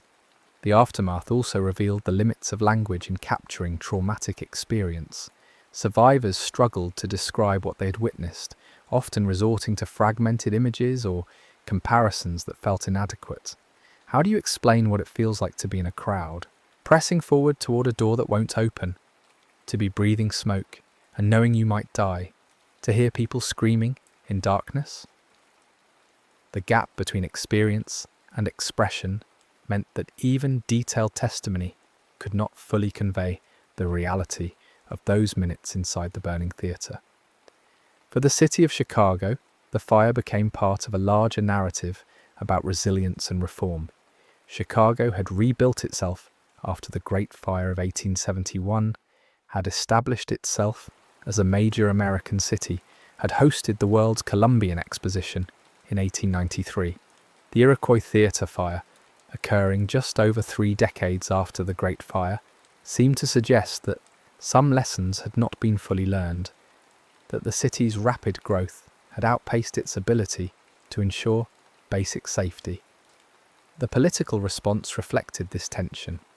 Reform-minded officials used the disaster to push for broader changes in building regulation and inspection. More conservative voices warned against overreaction, against imposing burdens on business that might slow economic growth. The debate played out in city council meetings, in newspaper editorials, in public forums where victims' families demanded action and industry representatives counselled caution. Ultimately, the reforms that took hold were those that could be framed as reasonable, practical, and not unduly burdensome. Exit doors would open outward. This was a simple mechanical change that did not require fundamental redesign. Exit signs would be illuminated. This added cost but not complexity. Occupancy limits would be posted. This required calculation but not construction. More radical proposals, such as requiring sprinkler systems in all existing buildings or mandating regular evacuation drills, faced stronger resistance and were implemented more slowly, if at all. This pattern, tragedy leading to reform, but reform tempered by economic and political constraints, is common in the history of safety regulation. Progress happens, but incrementally, and often only after the cost of inaction has been made undeniably clear. The Iroquois Theatre fire provided that clarity, but translating it into comprehensive change required sustained effort by advocates who kept the memory alive and continued to push for improvements. The disaster also prompted reflection on the nature of expertise and authority. Who should be trusted to determine whether a building is safe? The theatre's owners had claimed expertise, had assured the public that the building met high standards. City inspectors had conducted reviews and granted approvals. Architects had designed the building according to their professional judgment. Yet all of this expertise had failed to prevent 600 deaths. This raised questions about professional accountability, about the need for independent oversight, about the importance of transparency in safety assessments. If the public could not trust the assurances of owners, officials, and experts, what basis did they have for feeling safe in any public space? Rebuilding that trust required not just improved safety measures, but also improved credibility, systems for verification, consequences for failure, and communication that was honest about risks rather than dismissively reassuring. The role of the press in shaping public understanding and response cannot be overstated. Newspaper coverage brought the disaster into homes across the city and the nation, making it impossible to ignore. The stories of individual victims humanized the statistics, creating emotional connection that drove demands for change. Investigative reporting exposed safety failures and official negligence, providing the factual basis for reform efforts.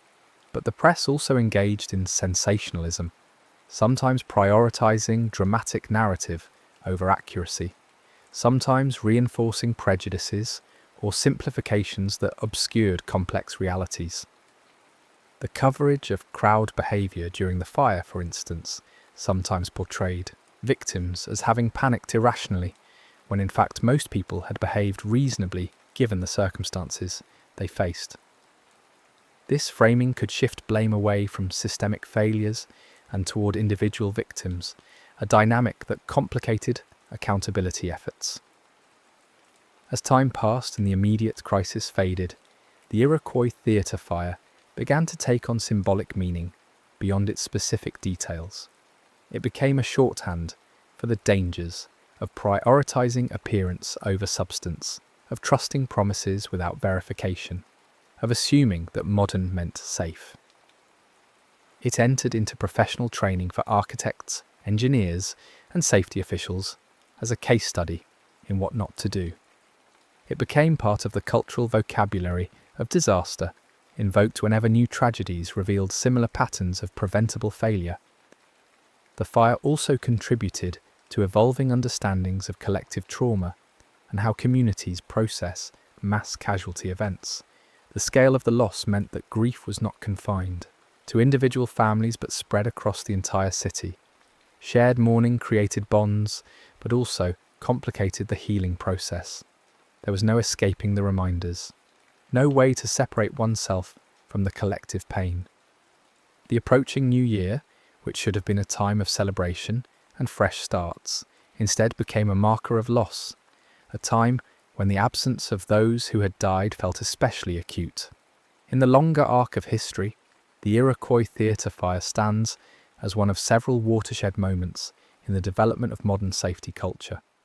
It contributed to a growing recognition that safety is not an automatic byproduct of technological progress, that modern materials and methods create new risks even as they solve old problems, that protecting public welfare requires active, ongoing effort rather than one-time solutions.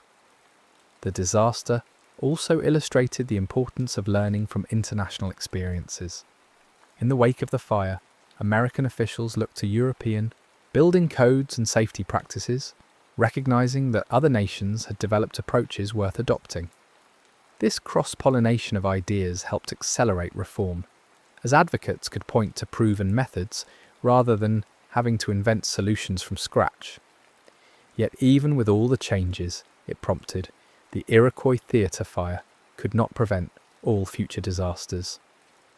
Other fires, other crowd crushes, other failures of design and preparedness would occur in the years and decades that followed. Each new tragedy would prompt its own cycle of investigation, reform, and implementation. The work of safety is never finished.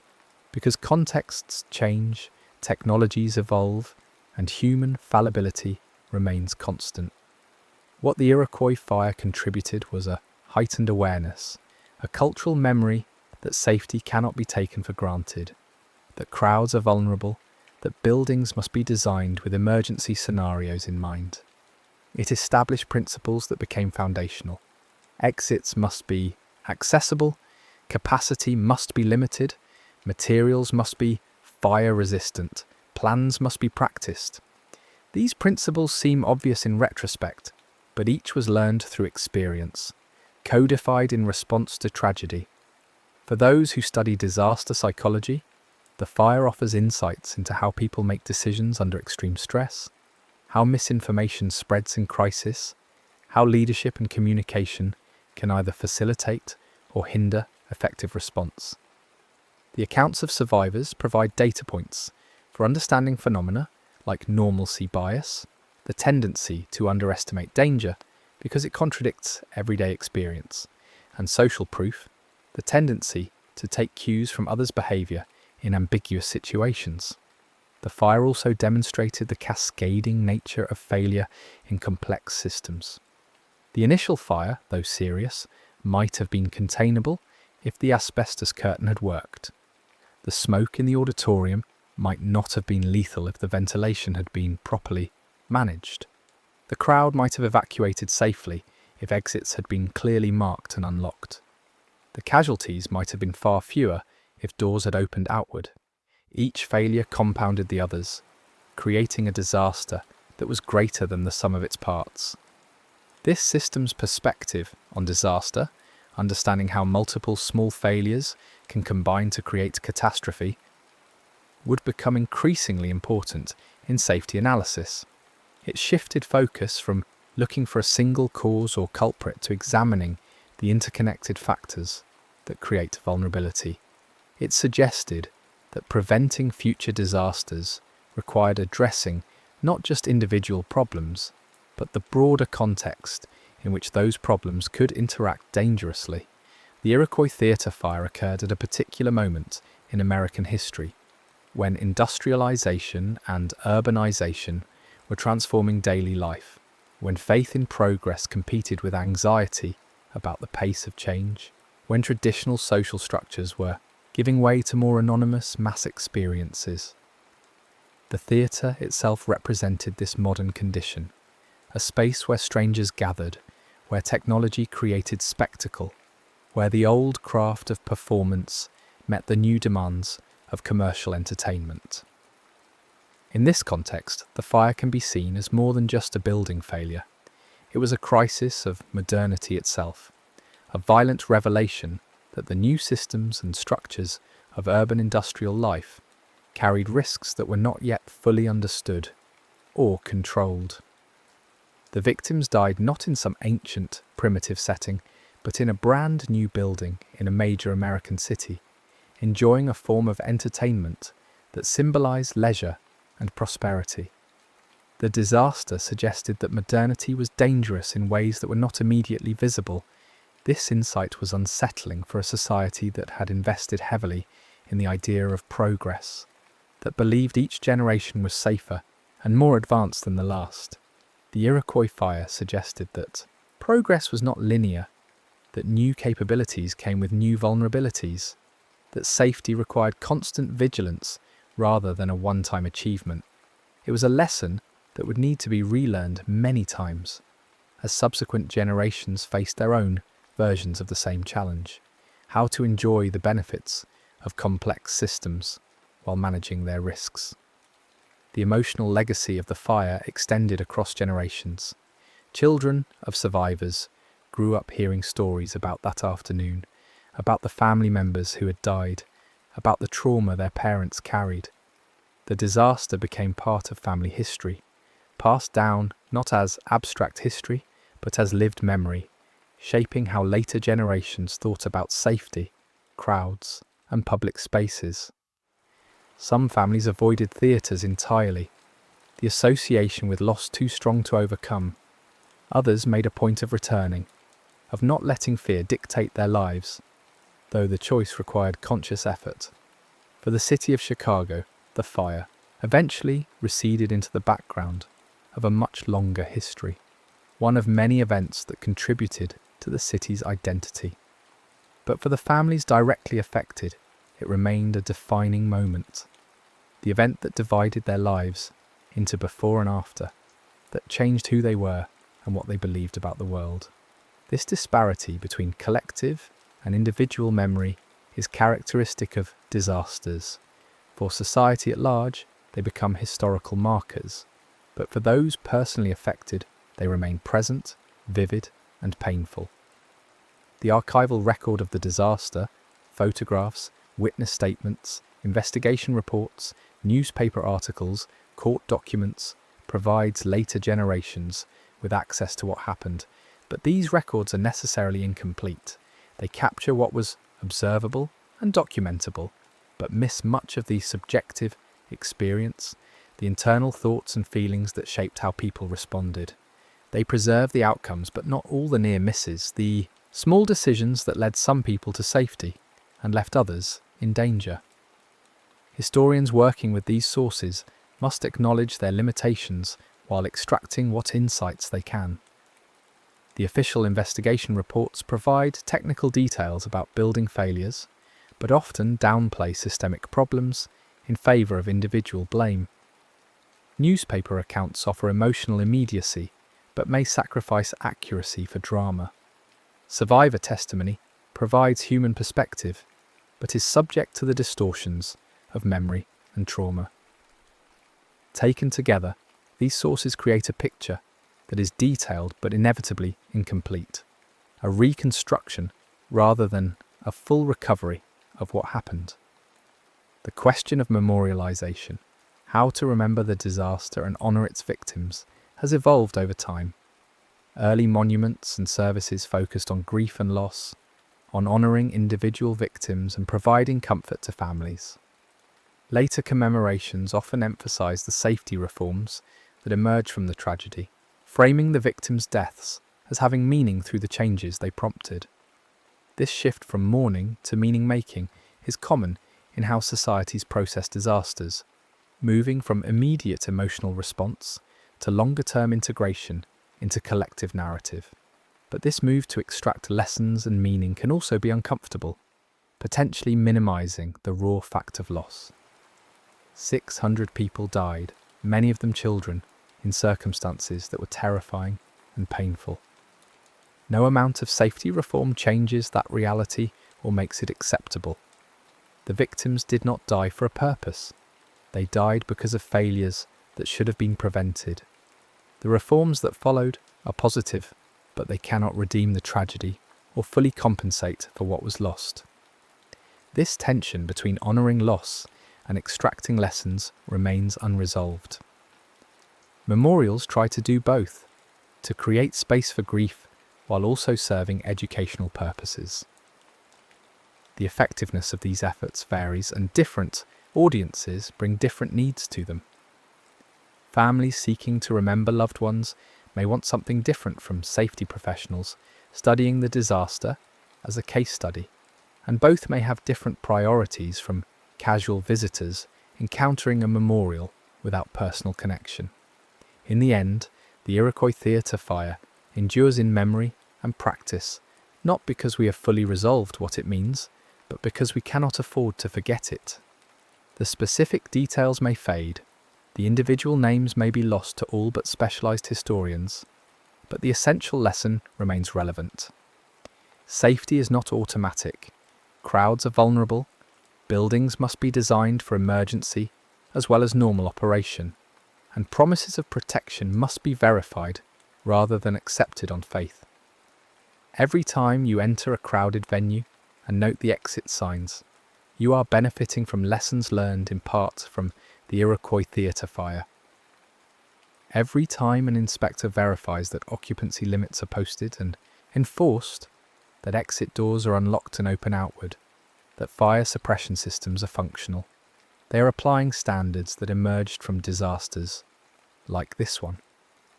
The victim's legacy lives not primarily in monuments, but in these mundane, essential practices that most people never think about. the invisible infrastructure of safety that allows us to gather in large groups without constant fear. This is perhaps the most appropriate way to remember, not through grand gestures, but through consistent application of the hard-won knowledge that disasters provide. The Iroquois theatre fire taught that safety is an active practice, not a static condition, that it requires attention, resources, and the willingness to prioritize protection over convenience or profit. These lessons remain urgent because the temptations that led to the disaster, cutting costs, avoiding regulations, assuming the best, remain constant features of human institutions. The fire occurred in a specific time and place, but the dynamics it revealed are universal. Anywhere people gather in large numbers, the potential for disaster exists. Anywhere systems are complex and rely on multiple components working correctly, the potential for cascading failure exists. Anywhere assurances of safety are given, the need for verification and accountability exists. The Iroquois theatre fire speaks across time because these conditions persist. For someone listening to this story, as they fall asleep, the details may blur, the sequence may become dreamlike, but the essential feeling remains. The fragility of the everyday, the thin line between normal and catastrophic, the importance of the invisible work that keeps us safe. The story is not about cultivating fear, but about appreciating the systems and practices that allow us to trust public spaces, to gather with strangers, to enjoy entertainment without constant vigilance.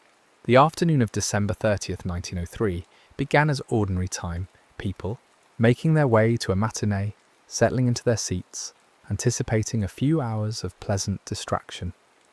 It ended as historical time, a date that would be remembered, studied, and invoked for more than a century. The transition happened in minutes, driven by smoke and fear and the failure of systems that should have protected everyone inside. The victims deserve to be remembered as the individuals they were, people with names, families, hopes, and plans that extended beyond that afternoon. They were not merely statistics or case studies or lessons. They were people who had the misfortune to be in a particular place, at a particular time, when multiple failures aligned to create disaster. Their deaths were not inevitable, not acceptable, and not meaningless, except in the sense that all tragedy carries the weight of needlessness.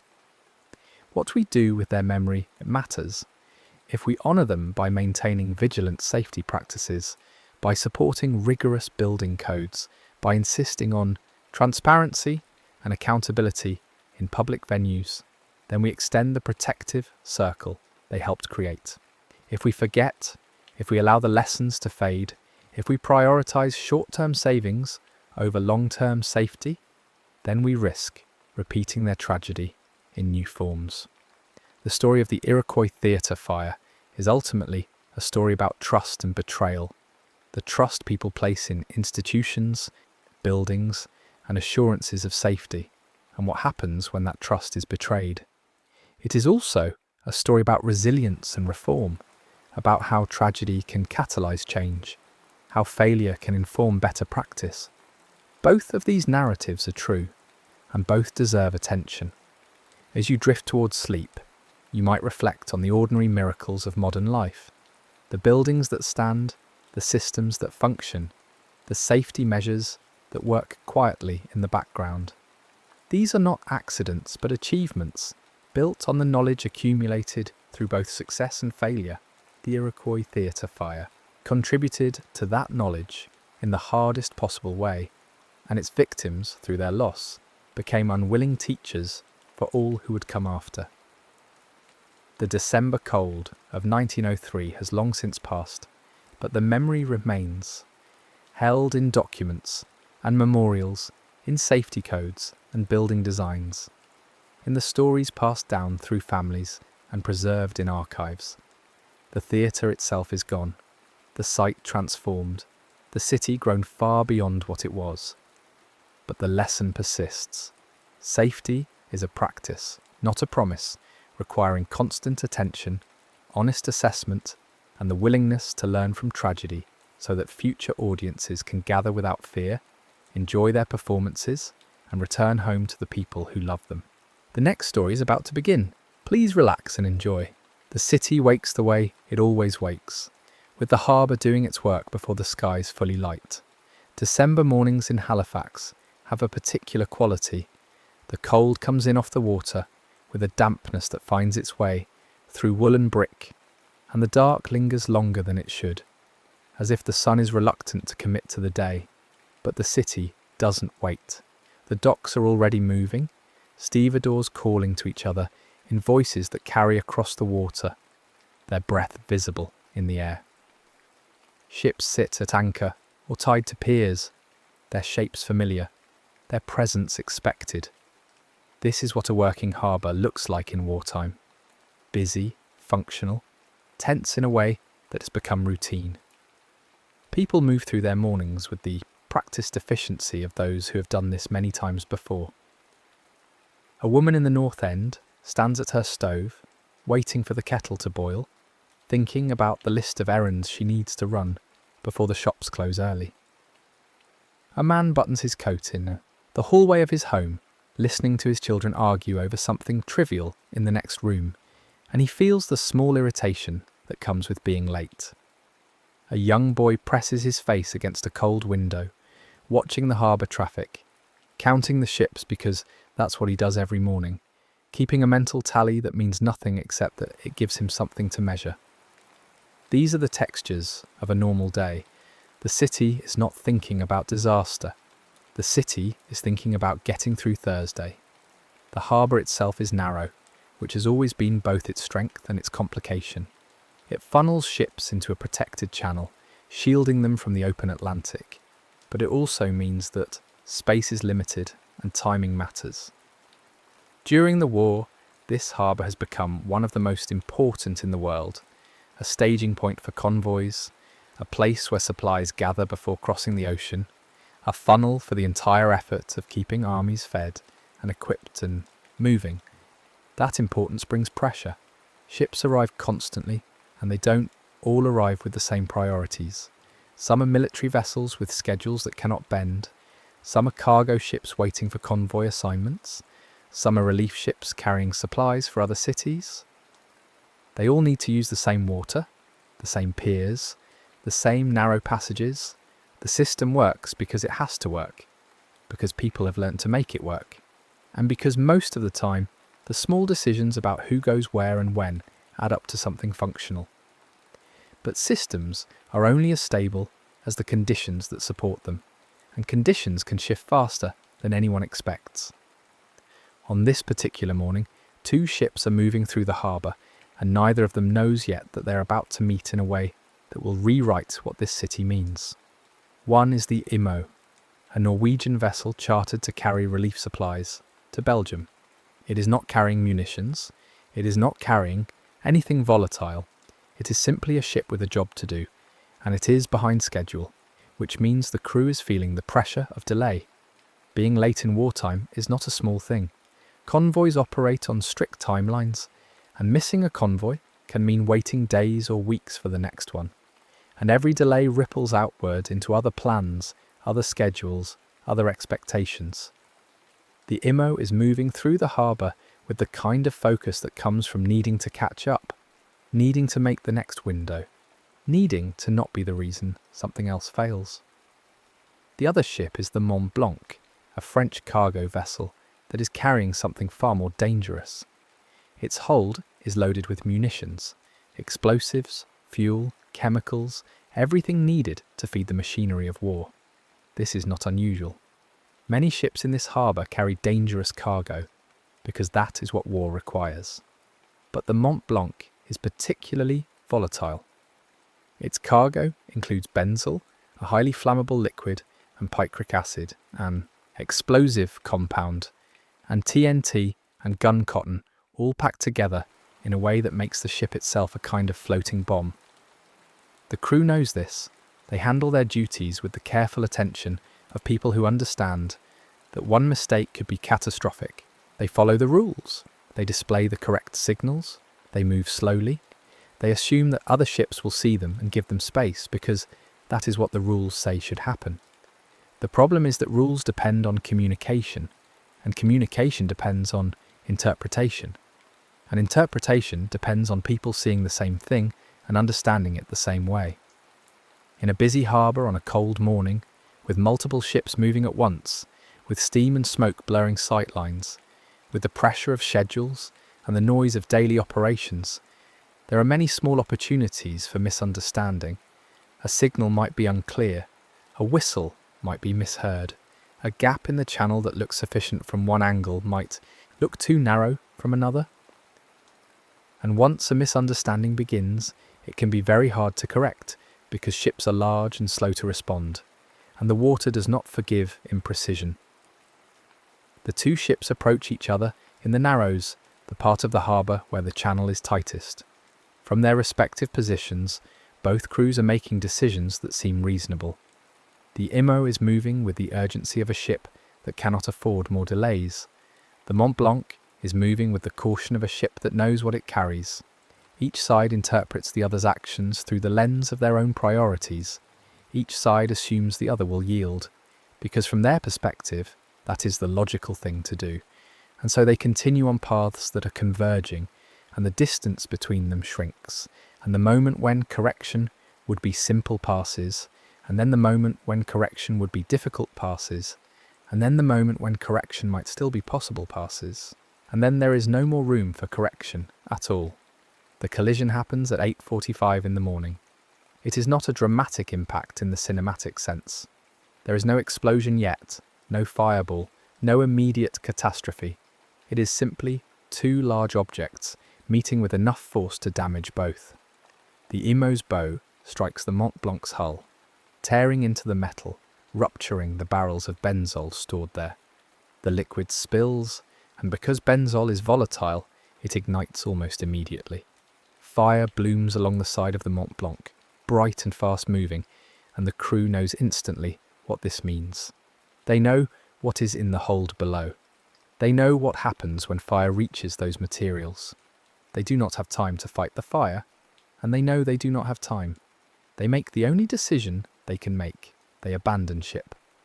From the shore, the scene does not immediately look like the end of the world.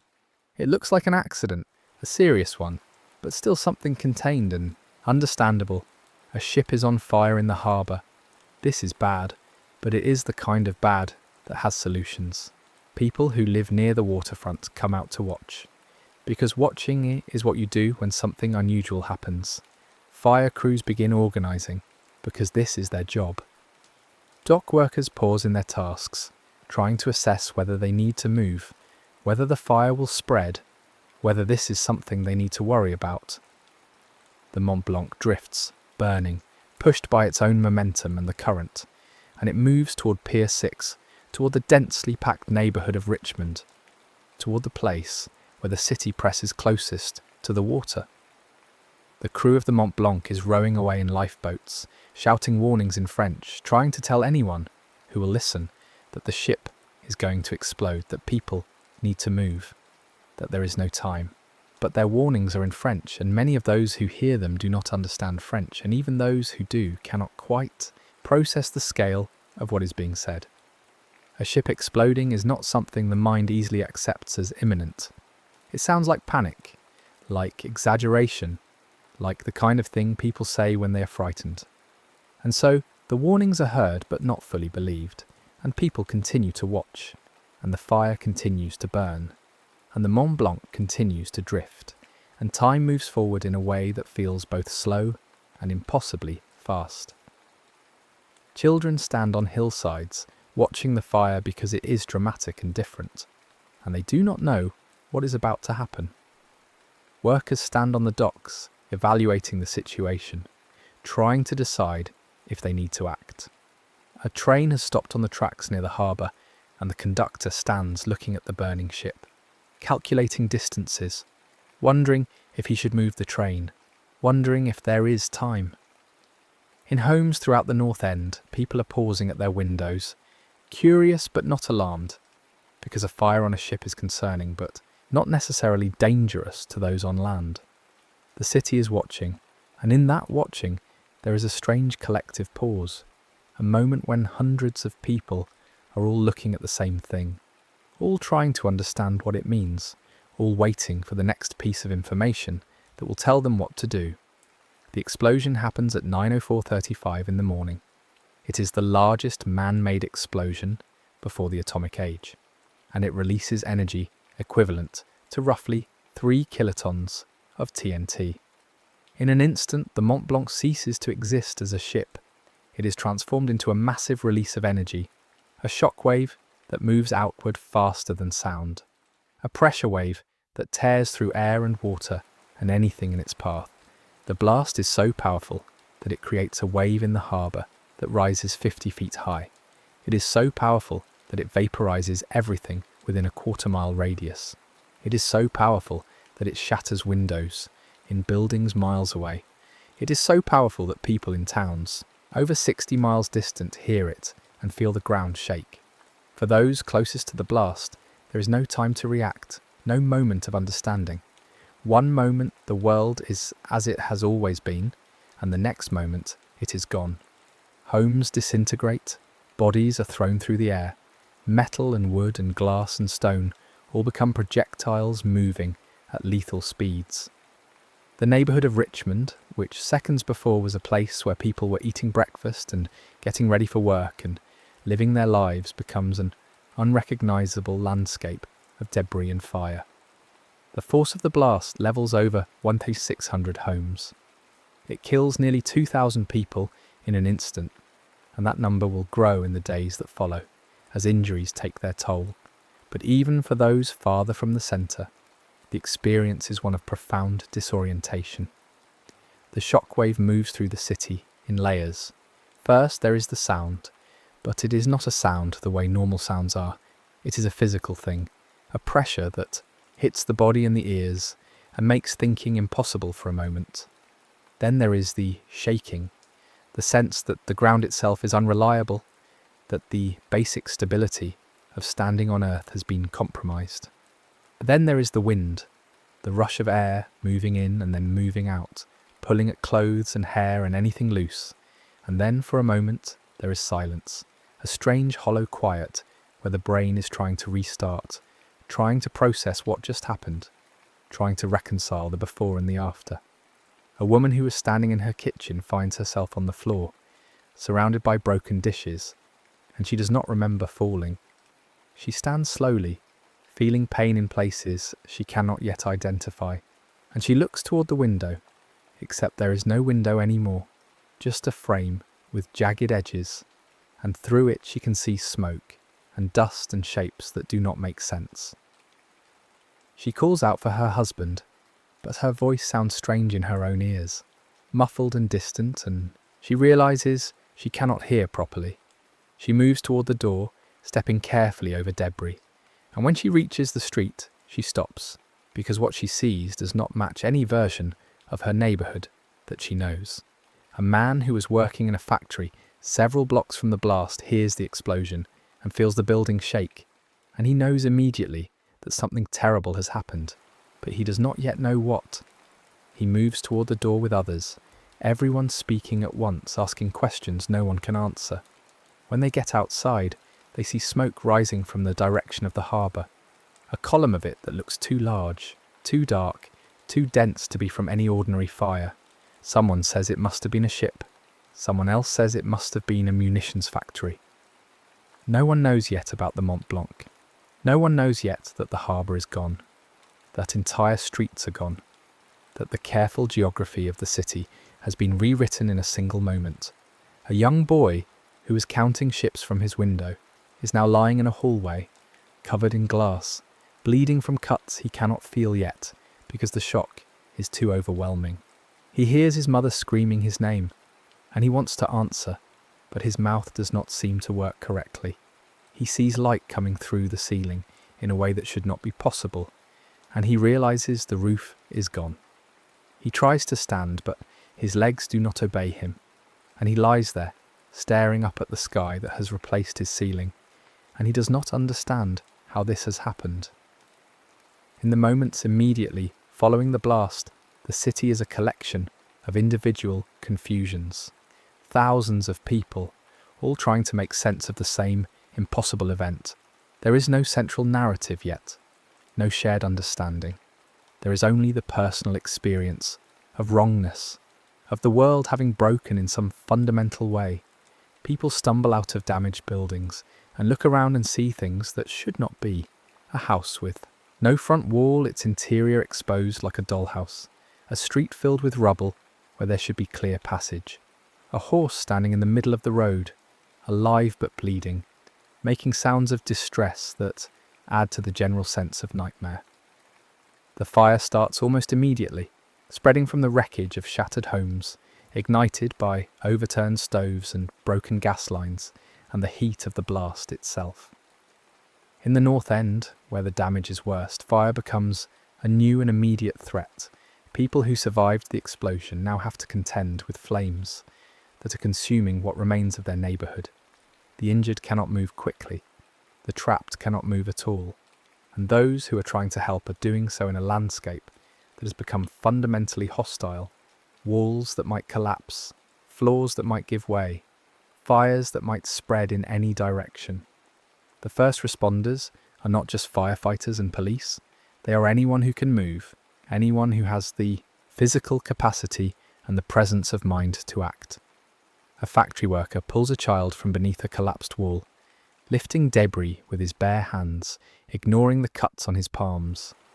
A shopkeeper organises the people around him, directing some to search for survivors and others to carry water, creating order out of chaos through the simple act of giving clear instructions. A woman who trained as a nurse years ago finds herself triaging injuries in the street, deciding who needs help immediately and who can wait, making judgments she was never trained to make on this scale. Communication is fractured. The telephone system is damaged. The telegraph lines are down. The usual methods of coordinating a response are not available, and so the response becomes organic, local, improvised. People help the person in front of them, and then the next person, and then the next. There is no grand strategy, no efficient deployment of resources. There is only the immediate and the urgent and the desperate. The Halifax Fire Department responds as quickly as it can, but the scale of the disaster is beyond anything they have trained for. The deputy chief, standing on a ridge and looking down at the North End, can see multiple fires burning, can see entire blocks that are simply gone, can see that normal firefighting methods will not be sufficient. He begins organising what resources he has, sending crews to where they might do the most good, but he knows even as he makes these decisions that they are inadequate. There are not enough men, not enough hoses, not enough water pressure, not enough time. The explosion has also damaged the city's infrastructure in ways that make the response harder. Water mains have burst, reducing the pressure available for firefighting. Roads are blocked with debris, making it difficult for equipment to reach the affected areas. Buildings that are still standing might be structurally unsound, making rescue work dangerous. And over all of this is the reality that no one yet knows the full extent of what has happened. Reports are coming in piecemeal, incomplete, often contradictory. Someone says the entire North End is gone. Someone else says it was a German attack. Someone else says it was an accident. The truth is that no one has the full picture yet, and so everyone is operating with partial information, making decisions based on guesses and instinct, and the immediate evidence of their senses. The injured begin to arrive at hospitals in waves. Victoria General Hospital, located on the edge of the blast zone, has itself been damaged. Windows shattered, ceilings collapsed in some areas, equipment destroyed. But it is still standing, and it is still functional, and within minutes of the explosion, the staff are organising to receive casualties. They do not yet know how many are coming. They do not yet know what kinds of injuries to expect. They simply know that people will need help, and they begin preparing for that. The first casualties are the ones who can still walk, who have made their own way to the hospital with cuts and burns and broken bones. They arrive bleeding, some in shock, some remarkably composed, all needing attention. The staff move quickly, setting up triage stations, assessing injuries, deciding who needs immediate surgery and who can wait. But as the morning progresses, the nature of the injuries becomes more severe. People are brought in on stretchers, on makeshift carts, carried by neighbours and strangers. Some have blast injuries, lungs damaged by the pressure wave, internal bleeding, trauma that is not immediately visible but is life-threatening. Some have crush injuries from collapsed buildings. Some have burns that cover large portions of their bodies. The hospital is not equipped for this. No hospital is equipped for this. The beds fill quickly, and then the hallways fill, and then the staff are treating people on the floors, in the waiting rooms, anywhere there is space. Supplies begin to run low. Bandages, antiseptics, morphine, surgical instruments. All of it is being used faster than it can be replenished. The doctors and nurses work without stopping, moving from patient to patient, making rapid assessments, providing what care they can, knowing that for some there is nothing they can do. Outside the hospital, volunteers are beginning to organise. People from the South End, which was less affected by the blast, are making their way north to help. They bring blankets, food, medical supplies from their own homes. They offer their houses as temporary shelters for the displaced. Churches and schools and community halls are opened up, transformed into relief stations where people can find warmth and safety and some measure of care. The response is not coordinated by any central authority at first. It is simply the human instinct to help, manifesting in hundreds of small acts that collectively begin to make a difference. But even as help is arriving, the situation continues to deteriorate. The fires in the North End are spreading, consuming block after block. The fire department is fighting them, but they are undermanned and overwhelmed. Some buildings are abandoned to the flames because there is no choice, because the resources have to go to protecting structures that might still be saved. The decision to let something burn, to prioritise one area over another, is made by exhausted men standing in smoke and heat, making impossible choices based on insufficient information. The weather begins to change. The morning's cold was just the beginning. A storm is coming, moving in from the Atlantic, bringing with it snow and wind and temperatures that will drop well below freezing. The forecast, had anyone been paying attention to it, would have been concerning. But no one was paying attention, because they were all focused on the immediate disaster. And now the storm is arriving, and it is adding a new layer of urgency to an already desperate situation. The snow starts around noon, light at first, then heavier. It covers the debris, making it harder to see what is underneath, harder to search for survivors who might be trapped. It makes the streets more difficult to navigate, slowing rescue efforts. It makes the work of firefighting more miserable, as the cold bites at exposed skin and the snow melts into water that freezes on clothing. And most critically, it means that the injured, who are outside, who are waiting for help, who are sheltering in damaged buildings, are now dealing not just with their injuries, but with exposure to the elements. Makeshift hospitals are set up in schools and churches, but they are not heated properly, and they do not have enough blankets, and the injured are lying on floors, or on pews or on classroom desks, trying to stay warm, trying to endure. Volunteers move among them, doing what they can, but there are too many people and not enough hands.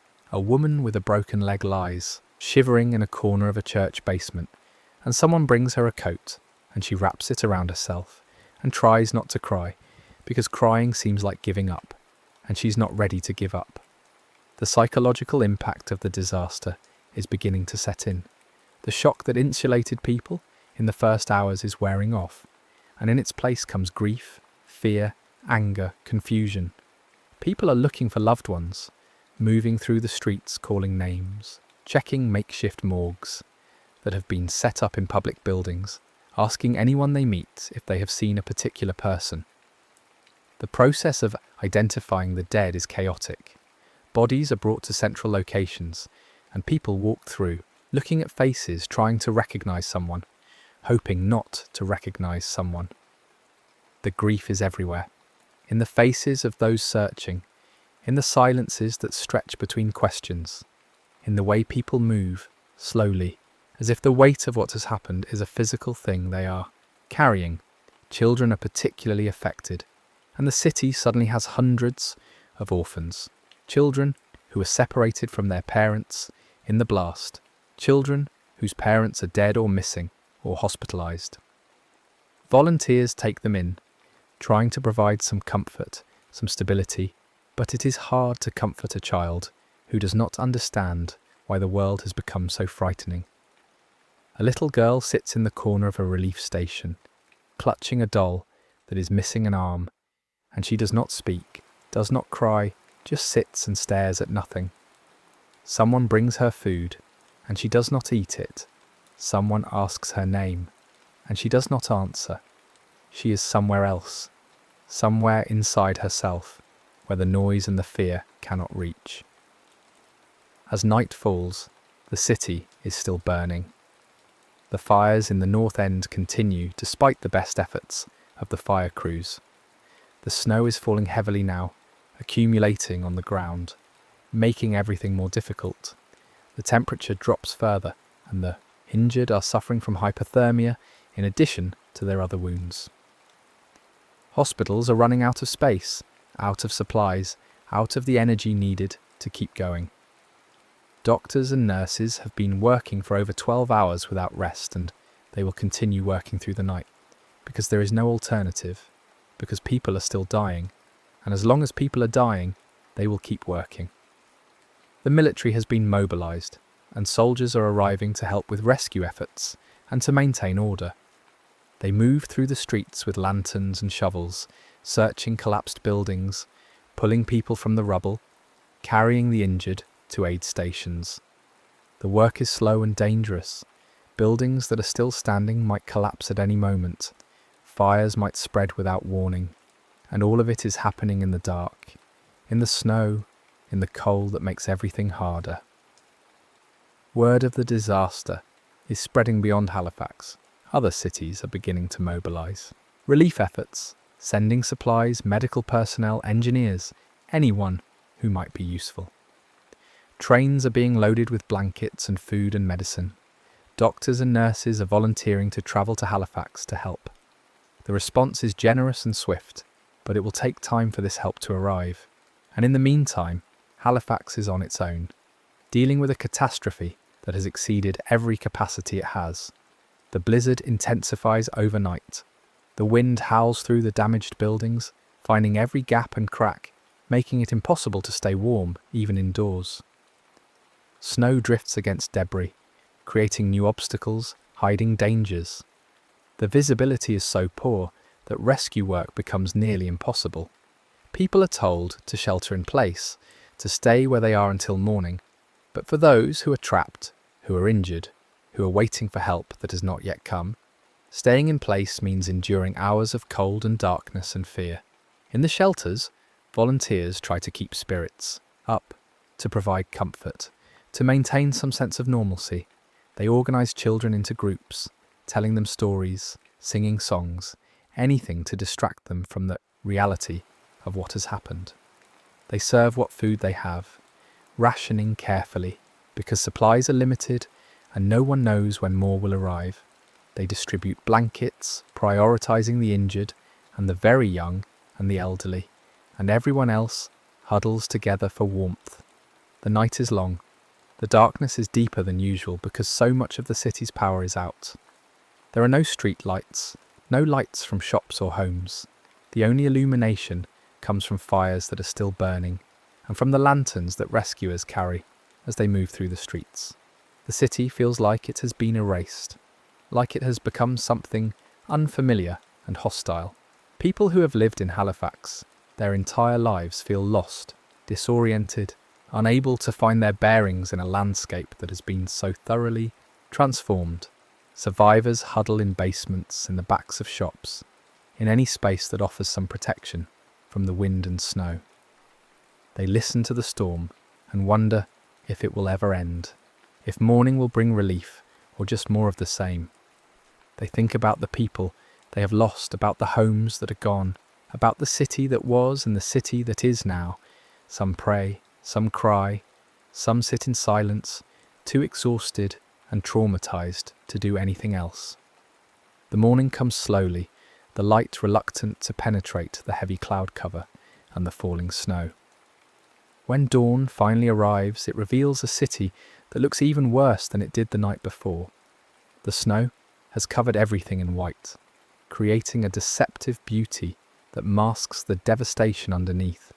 Entire neighborhoods are unrecognizable. Streets that were once familiar are now just open spaces filled with debris. The harbor is littered with wreckage. Pieces of ships, pieces of piers, pieces of lives. The rescue efforts resume with the light, but the conditions are brutal. The snow is deep, the cold is intense, and the workers are exhausted. Many have been going for over 24 hours with little food or rest. Their hands are numb. Their faces are raw from the wind. Their bodies are operating on reserves that are nearly depleted. But they continue because the alternative is to stop. And stopping means accepting that there are people who will not be saved. Medical supplies are arriving from other cities now, and the hospitals are able to restock their most critical items. Doctors from Boston, Montreal, and New York are arriving to assist, bringing with them expertise in trauma care and disaster medicine. They integrate into the existing teams, and the level of care improves, though the sheer number of patients means that everyone is still working at capacity. The morgues are filling. Bodies are being brought in constantly, some identified, many not. The process of cataloguing the dead is grim work, performed by volunteers who have to steel themselves against the emotional impact of what they're seeing. They record details, clothing, jewellery, physical characteristics, anything that might help someone identify a loved one later. The bodies are laid out in rows, covered with sheets, and families come through in a steady stream, looking, hoping not to find what they are looking for, hoping that their loved one is somewhere else, somewhere safe, even though deep down they know. The number of dead is climbing. The official count will eventually reach nearly 2,000, but that number does not include those who will die in the following weeks, from their injuries, from infections, from complications that arise later. It does not include those who are never found, whose bodies were vaporized in the blast, or buried so deeply in the rubble that they will not be recovered. The true toll is larger than any number can capture, because it includes not just the dead but the wounded, the traumatized, the displaced, all those whose lives have been permanently altered. The injured continue to arrive at aid stations days after the blast. Some have been trapped in collapsed buildings and are only now being found. Some have been caring for their injuries on their own, trying to avoid the hospitals because they seem too overwhelmed, but now infections are setting in. Wounds are worsening, and they have no choice but to seek help. Each new arrival is a reminder that the disaster is not over, that the consequences are still unfolding, that there is no clean end point where everyone can say it is finished.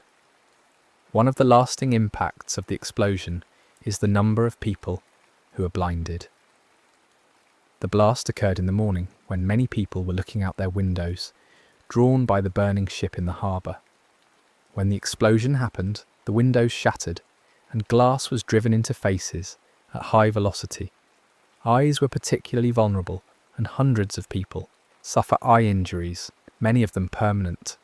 Children are particularly affected because they were the ones most likely to be standing at windows, watching the fire with curiosity.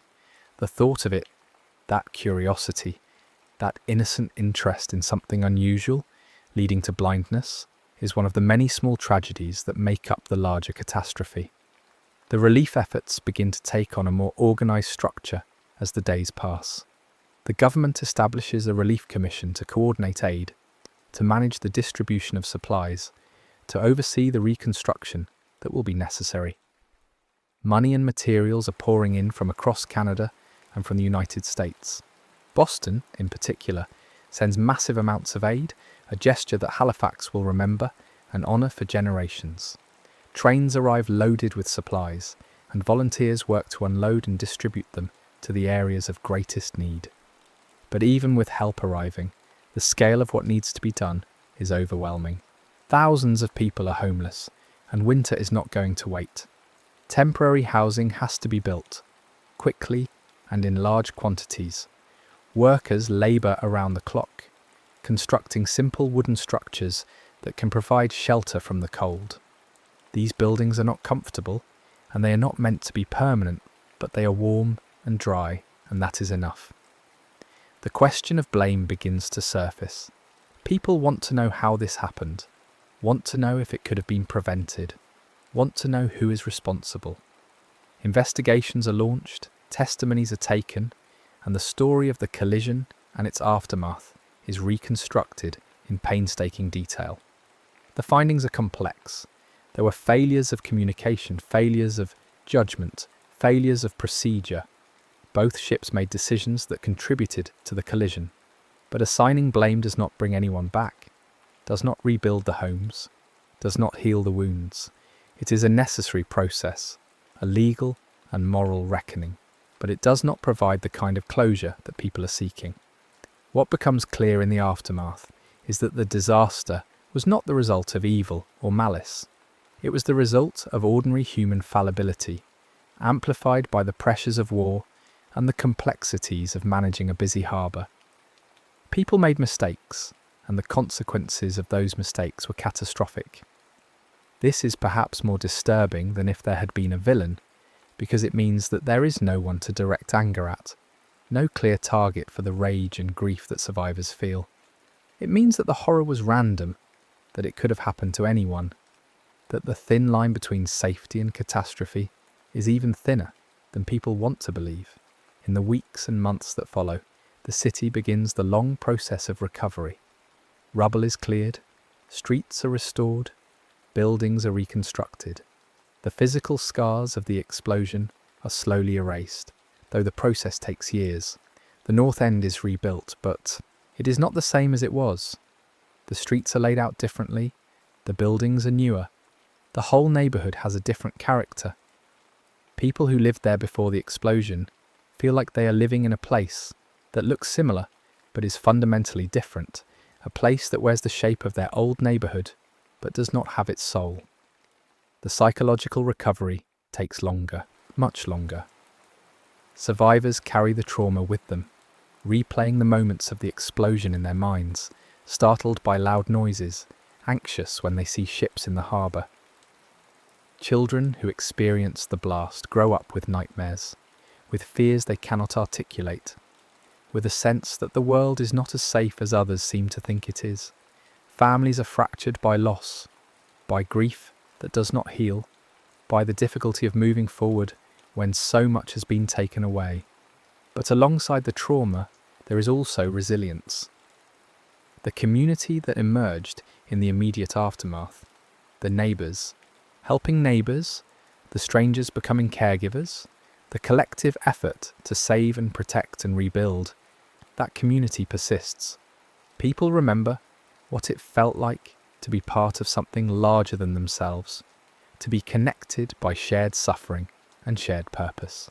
The disaster created bonds that last, friendships formed in the worst circumstances that endure through the better times that follow. The story of the Halifax explosion becomes part of the city's identity, a defining moment that shapes how residents understand themselves and their place in history. It is taught in schools, commemorated in memorials, remembered in stories passed down through families. But for those who lived through it, it is more than history. It is a lived experience, a set of memories that remain vivid no matter how much time passes. They remember the sound of the explosion, the way the ground shook, the smell of smoke and burning, the sight of the sky on that morning, the faces of those they lost. They remember small things too, details that seem insignificant, but that stick in the mind with strange clarity. The pattern of frost on a window just before the blast, the taste of tea that morning at breakfast, the feeling of cold air on their face as they stepped outside. These small sensory memories become anchors, ways of marking the before and after, ways of holding on to the world as it was before everything changed. Some survivors find it hard to talk about what happened. The words feel inadequate. insufficient to capture the scale of the event or the depth of their experience. They live with the memories internally, processing them alone, finding their own private ways to cope.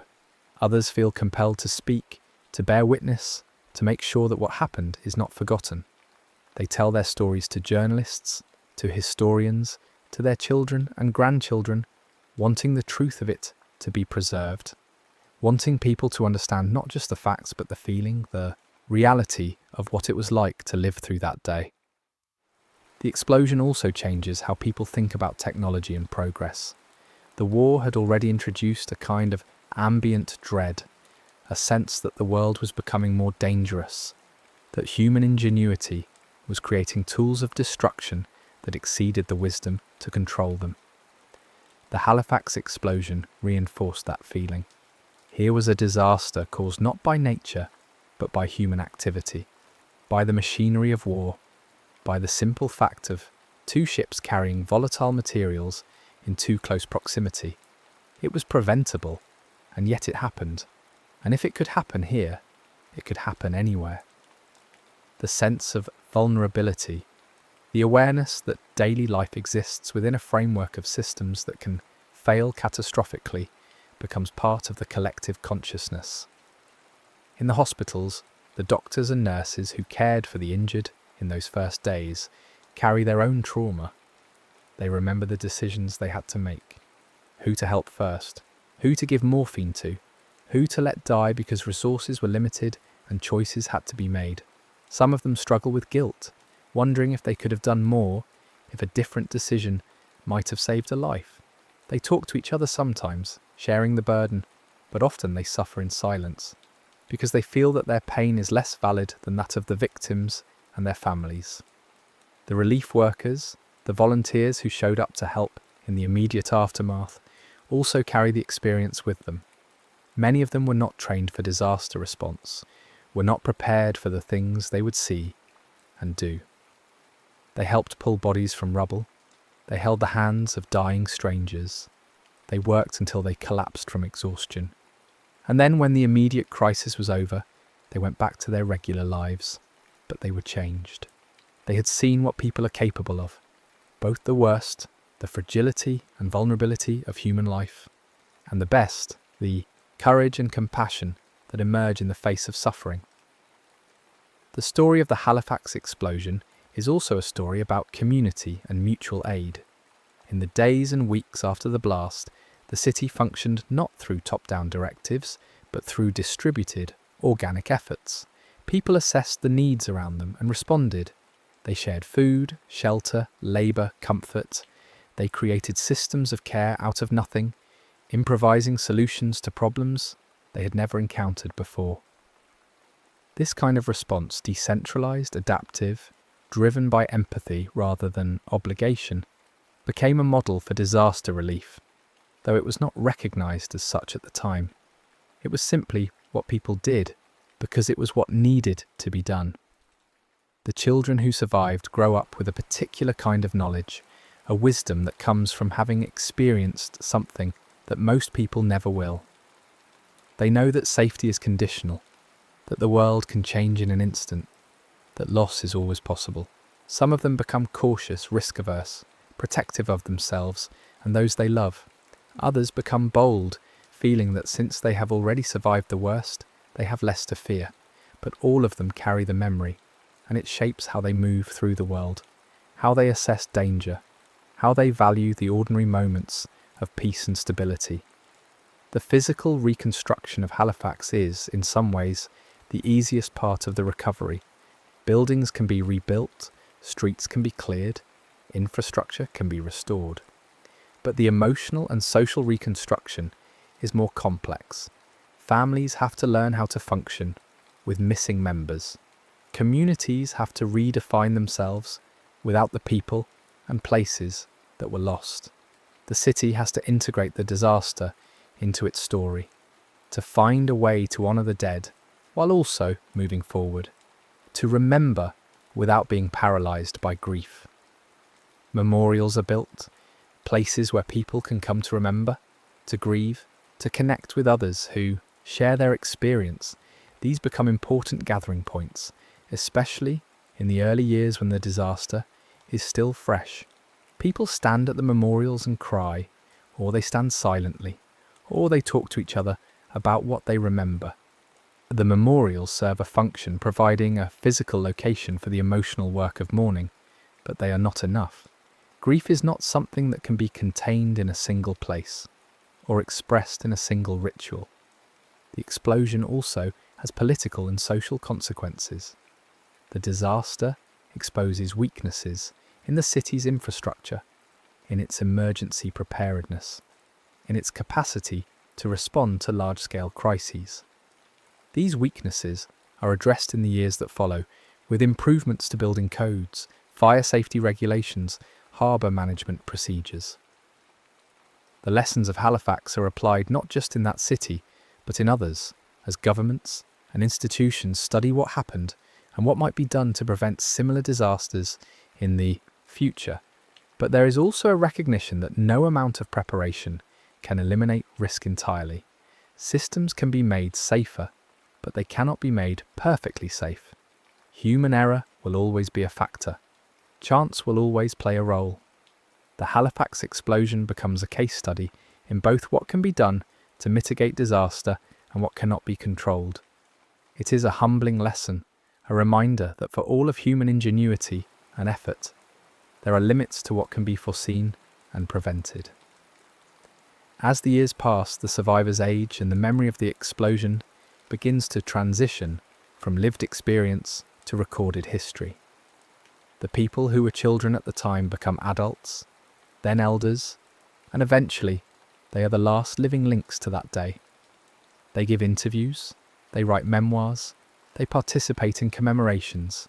They feel the weight of being the ones who remember, who can testify to what it was really like, who can correct the simplifications and inaccuracies that creep into historical accounts.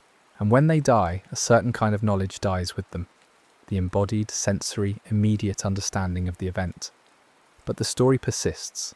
It is told and retold in classrooms and museums, in books and documentaries, in family conversations. It becomes part of the cultural memory of the region, a touchstone for discussions about disaster, resilience, community. The details are preserved in archives, in photographs, in artifacts. The names of the dead are recorded, ensuring that they are not forgotten. The story is kept alive because it matters, because it says something important about human vulnerability and human strength, about the fragility of the structures we depend on and the capacity of people to respond when those structures fail. The Halifax explosion is often described as a forgotten disaster, overshadowed by the larger events of the First World War and later by the Second World War. But in Halifax itself, it is not forgotten. It is a central part of the city's identity, a shared history that connects generations. People who were not alive in 1917 still know the story, still feel a connection to it, still understand themselves as part of a community that survived something extraordinary. There is a particular quality to disasters that occur during ordinary moments: the plane crash during a routine flight, the earthquake during breakfast, the explosion on a Thursday morning when people are thinking about their errands and their work. These events are more disturbing than those that occur during already extraordinary circumstances because they violate the assumption that daily life is safe, that the normal rhythms of existence are reliable. The Halifax explosion was this kind of disaster. It happened on a day that started like any other, and that ordinariness makes it more haunting because it suggests that catastrophe is always closer than we think, that the line between a normal morning and a tragedy is thinner than we want to believe. For the survivors, the challenge was not just to recover from what happened, but to find a way to trust the world again, to believe that it was possible to go about daily life without constant fear, to rebuild not just homes and streets, but the sense of security that had been shattered. Some managed this more easily than others. Some were able to compartmentalize the experience, to put it in a mental box and move forward with their lives. Others struggled, carrying the fear and anxiety with them. never quite able to relax, always waiting for the next catastrophe. The psychological concept of post-traumatic stress was not well understood in 1917. Survivors who struggled with nightmares, flashbacks, hypervigilance, and other symptoms did not have a framework for understanding what they were experiencing. They often felt isolated, ashamed of their inability to just get over it, blame themselves for their continued distress. There was little formal support available, few therapists or counsellors trained in trauma, no recognition that what they were experiencing was a normal response to an abnormal event. They coped as best they could, relying on family, friends, faith, work, whatever tools they had available to them. The story of the Halifax explosion is also a story about how communities come together in crisis and then have to figure out how to live together in the aftermath. The bonds formed in the immediate emergency were strong, forged in shared suffering and shared purpose. But as time passed and life returned to something resembling normal, those bonds were tested. People had different ways of coping, different needs, different ideas about how to move forward. Some wanted to talk about what had happened, to process it collectively. Others wanted to put it behind them, to focus on the future rather than dwelling on the past. These differences could create tension, as people who had been united in crisis found themselves divided in recovery. There were also questions about fairness and justice in the distribution of aid. Some families received more help than others, not because of any deliberate inequity, but because of the chaotic nature of the relief effort. Because some people were better at navigating bureaucratic systems, because some neighbourhoods were more visible than others. This created resentment, the feeling that suffering was not being treated equally, that some losses were being valued more than others. These tensions had to be worked through, and they were not always resolved cleanly. The explosion also brought attention to class divisions within the city. The North End, which bore the brunt of the damage, was largely a working-class neighbourhood. The South End, which was wealthier, was less affected.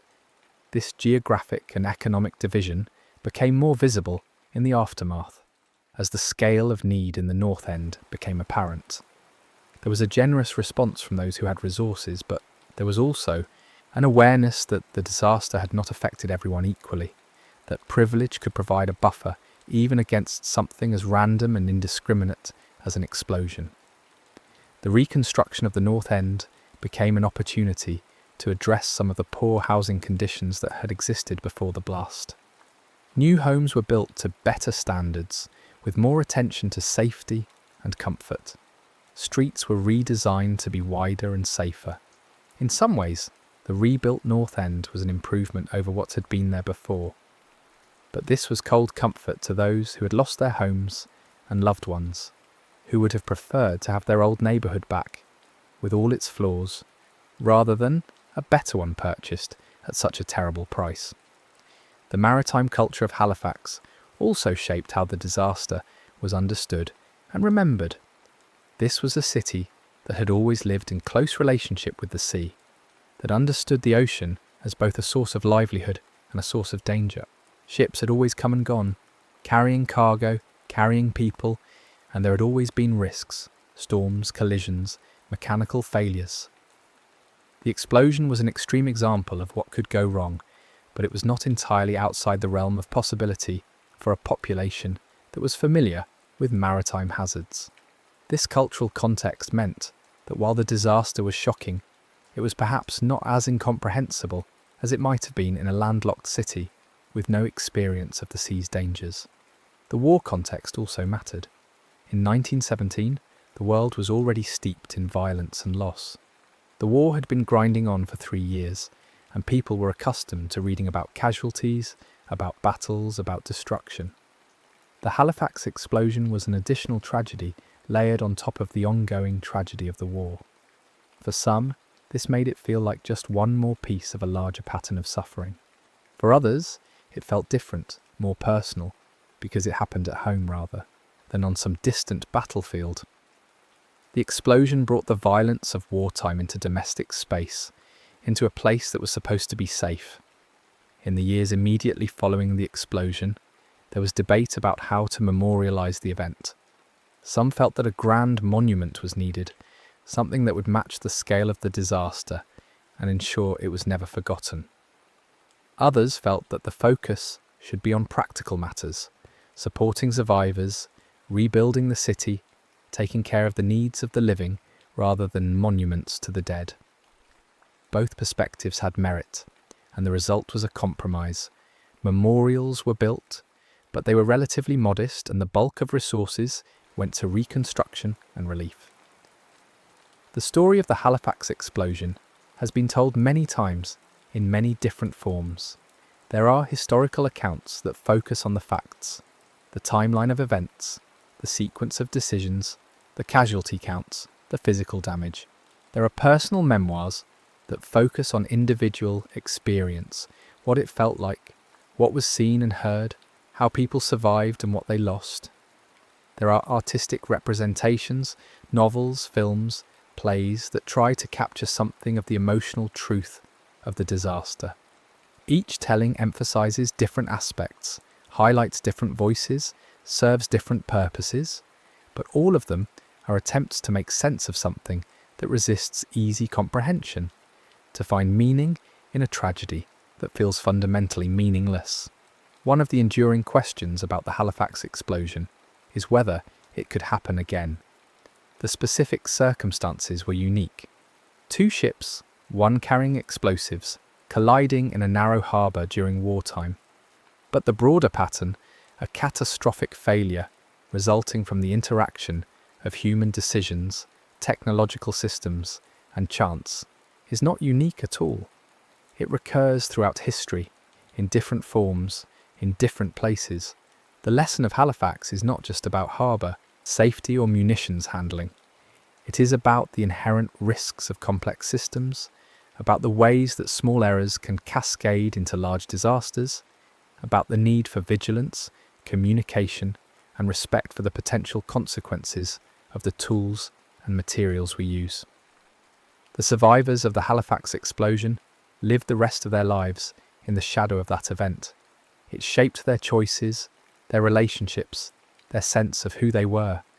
They carried the memory of that morning, of the sound and the shock and the aftermath, and they carried the absence of those who did not survive. They grew old, they raised families, they worked and retired, and continued with their lives. But a part of them was always standing in the ruins of Richmond on December 6, 1917, trying to make sense of what had happened. And in the end, the story of the Halifax explosion is not primarily about the explosion itself. It is about what came after, the response, the recovery, the resilience. It is about the doctors and nurses who worked until they dropped, about the volunteers who showed up, not because they had to, but because they could, about the neighbours who helped each other, about the strangers who became caregivers. It is about the city that was broken and then rebuilt. Not perfectly, not without scars, but rebuilt nonetheless. It is about the capacity of people to endure terrible things and to keep going, not because they are heroes, but because they are human. And humans have this strange and stubborn ability to survive and to care for each other, even in the darkest moments. The horror of the Halifax explosion is real and undeniable. The loss of life, the suffering, the destruction, all of it is part of the story and cannot be minimised or forgotten. But the other part of the story, the part about human connection and care and determination, is just as real. Both parts are true. The disaster was terrible and the response was extraordinary. The city was devastated and the city endured. People died and people survived and helped each other survive. All of these things happened and they all matter. In the quiet moments, late at night or early in the morning, survivors would sometimes find themselves thinking about that day, replaying it, wondering about the small moments that might have changed everything. What if the ships had passed each other safely? What if the fire had been extinguished? What if the warnings had been understood and heeded? These are the questions that haunt, the counterfactuals that can never be answered. the parallel world where tragedy did not occur and life continued on its ordinary path. But that world does not exist. The explosion happened, and all that followed from it happened, and the only choice was how to live with that reality.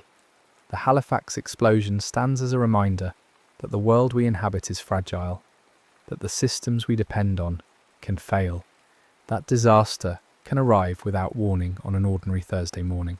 But it also stands as a reminder that when those systems fail, people do not simply collapse. They respond, they help, they rebuild, they grieve, but they also endure. They carry the weight of what happened, but they carry it together, and that shared burden makes it bearable. Not easy, but bearable. The children who were orphaned grew up. The injured healed, or they learned to live with their injuries. The displaced found new homes. The city rebuilt. Life continued, because that is what life does. It continues, even after the worst moments, even after it seems like it should not be possible.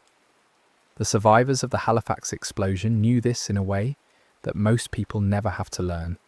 They knew that the world could break, and they knew that they could keep living in it anyway. They knew that loss is permanent, and they knew that there is still a path forward. Both truths coexisted, and both were honoured. And so the story ends not with resolution, because there is no resolution to a tragedy of this scale, but with continuation. The sun rose the next day, and the day after that, and the days kept coming. The seasons changed, winter gave way to spring, and spring to summer, and the cycle repeated, and the city changed, and grew, and remembered. The people who lived through December 6th, 1917, carried it with them, and they passed the story to their children, who passed it to their children, and the memory persisted, not as a wound that would not heal, but as a scar, a mark of what was survived, a testament to what people can endure and what they can do for each other when everything falls apart. The next story is about to begin. Please relax and enjoy. The mind doesn't fear danger in the abstract. It fears uncertainty.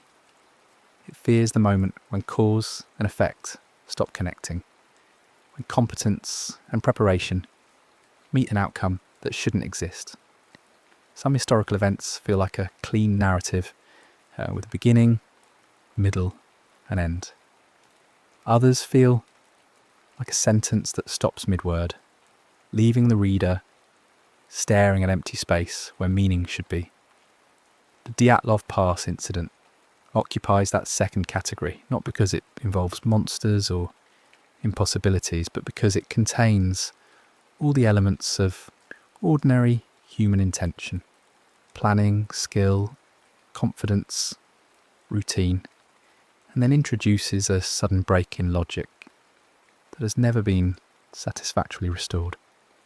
This isn't a story about supernatural forces or conspiracy theories, though those have certainly grown around the case, like moss on a stone.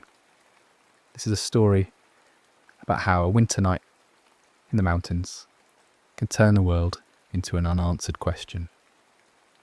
How 9 capable people can make a decision that looks, in hindsight, completely incomprehensible, and how the absence of a clear explanation becomes its own kind of presence, filling the space where understanding should be. The group that set out in late January 1959 weren't thrill seekers or reckless adventurers. They were experienced hikers who treated winter travel as a serious discipline, requiring preparation, physical conditioning, and respect for the environment. Most were students or recent graduates from the Ural Polytechnic Institute, young adults in their 20s with the kind of practical intelligence that comes from technical education, and the confidence that comes from having done difficult things before. They knew how to read weather, how to pace themselves, how to distribute weights in their packs, how to manage group dynamics over days of shared stress and fatigue. Their leader had organised previous expeditions and understood the balance between ambition and safety. The route they chose was challenging but not unprecedented. A Category 3 winter trek, which in the Soviet grading system meant serious but achievable for people with their level of training. They filed their plans with the university's sports club, established check-in dates, and packed methodically. Their equipment was appropriate for the era and conditions.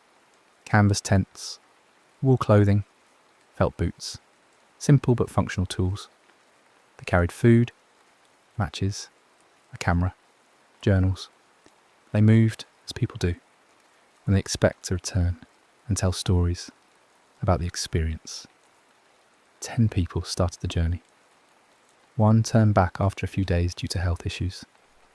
Nothing dramatic, just the kind of minor illness that makes continuing a long winter trek seem unwise. This detail matters because it proves the group wasn't operating under some collective delusion or death wish. When someone felt genuinely unwell, the decision to separate was made rationally, without drama.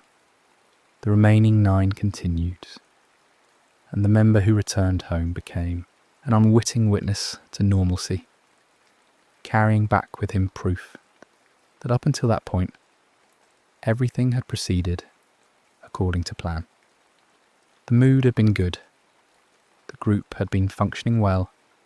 There were no signs of internal conflict, no premonitions of disaster, no omens that would make sense only in retrospect. The mountains they entered aren't dramatic in the way of alpine peaks or canyon walls. The northern Urals are old mountains, worn down by time into rounded forms and rolling terrain. They are remote rather than vertical, characterized by vast distances, sparse vegetation, and a kind of horizontal emptiness that can be psychologically unsettling in its own way. The danger isn't in the steepness or the technical climbing. It's in the exposure, the weather, the way conditions can shift faster than plans can adapt, and the simple mathematics of distance, multiplied by cold, multiplied by limited daylight. Winter in this region is not a metaphor. It's a physical system with its own logic, indifferent to human presence. Temperatures can drop to levels where exposed skin freezes in minutes. Wind doesn't just make you uncomfortable, it strips heat from your body at a rate that overwhelms your ability to generate warmth. Snow isn't just something that falls. It accumulates, shifts, compacts, and moves according to wind and slope and time. The landscape becomes a constantly changing equation, where yesterday's safe route might be today's dangerous path, and the difference between those states might not be visible until you're already committed. The group understood this. They weren't ignorant. They had experience with winter conditions. They knew that mountains don't negotiate, that nature doesn't care about your plans, your competence, your worthiness. The environment is neutral in the most literal sense. It has no opinion about your survival. It simply creates conditions, and you either adapt to those conditions or you don't. This understanding was part of their preparation, part of why they took the endeavour seriously. The last fully ordinary day of the expedition proceeded as expected. They made distance, they managed their energy, they set up camp in a location that seemed reasonable given their position and the remaining daylight. Nothing about their behaviour suggested panic or poor judgment. The decisions they made were the kind of practical, incremental choices that experienced people make in the field. Where to stop, how to arrange the tent, what to prepare for the next day. If you could observe them from outside, you would see competence in action. routine expertise, applied to a challenging but manageable situation. This is what makes the later events so psychologically unsettling. The human brain naturally looks for consistency in behaviour, for decisions that follow from previous decisions in a logical chain. When someone acts in a way that contradicts their training, their personality, their obvious self-interest, we search for an explanation that restores coherence. We need the story to make sense. We need actions to have causes that we can understand. At some point during the night, and here the story begins to fracture. Something changed. Not gradually, but suddenly.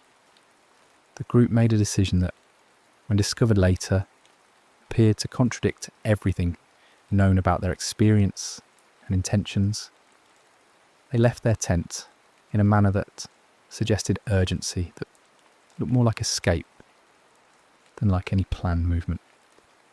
This wasn't the careful packing and organised departure of people who decided to relocate. This was rapid, immediate, driven by something that made staying seem worse than leaving. The tent became one of the case's most analysed pieces of evidence, though discussing it requires care to avoid sensationalism, while acknowledging why it matters. The shelter appeared to have been exited in a way that prioritised speed over everything else, over warmth, over organisation, over the recovery of essential gear.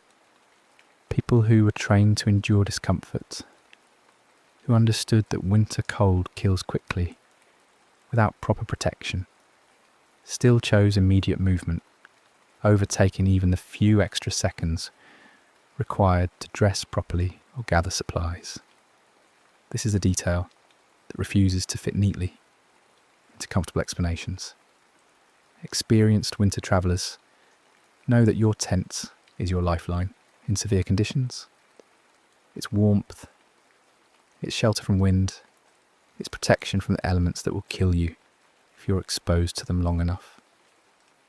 You don't abandon it impulsively unless you perceive a threat that feels more immediate than cold, more dangerous than exposure, more urgent than the need for the very equipment that keeps you alive. What kind of threat creates that perception? That's the question that has echoed through every investigation, every analysis, every theory proposed in the decades since. It's not enough to say they were scared. People who train for winter, mountaineering, are experienced with fear, with discomfort, with situations that require pushing through anxiety to make rational choices. The decision to leave suggests something that overrode their training, that triggered the kind of instinctive response that bypasses careful thought.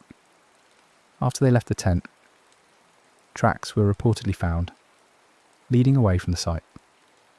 Here again, the simplicity of the evidence creates a kind of quiet horror. Not chaos, not random scattering, but a direction taken with apparent purpose. The tracks suggested the group moved together initially, moving down slope toward a tree line that lay at some distance from their camping spot. This wasn't aimless wandering. It was movement toward a destination, which implies some level of coordinated decision-making, even in the midst of whatever drove them from the tent. Think about what this means psychologically. Even in a state of urgency, even having made the extreme choice to leave shelter in inadequate clothing, the group still moved as a unit with apparent direction. They weren't completely panicked to the point of losing all coherent thought. They were following some logic, responding to some assessment of the situation that made moving toward the trees seem like the right choice. But without knowing what they perceived, what they were responding to. That logic remains opaque. We see the behaviour, but not the reasoning. The mountain becomes, in this sense, predator-like, without being an actual predator. It creates a pressure so intense, so immediate, that movement feels safer than staying, even when staying is objectively the more survivable choice. This isn't about malice or intention. The environment has neither. It's about how extreme conditions can warp perception, how stress and cold and darkness can make the wrong choice seem like the right one, how the very systems in your brain that evolved to keep you safe can, under the right circumstances, lead you toward danger instead. When the group failed to check in at their expected return date, concern grew slowly at first, then rapidly. This is how these situations typically unfold.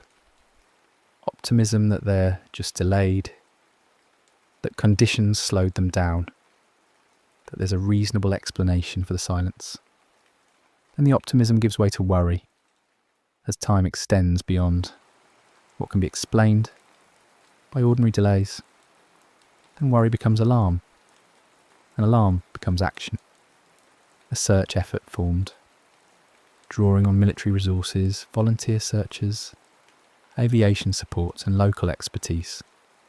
The northern Urals in winter are not a place where you can casually wander until you find what you're looking for. The distances are vast, the terrain is difficult, visibility can be severely limited by weather and whiteout conditions, and every hour that passes reduces the likelihood of finding people alive if they're exposed to the elements. Search operations in such environments are exercises in coordinated urgency, in managing the tension between thoroughness and speed, between the need to cover ground and the risk of missing critical evidence.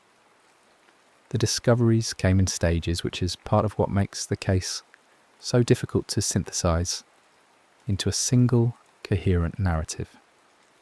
Finding the tent came first. Damaged, partially collapsed, with the interior containing items that should have been taken if the group had left by choice.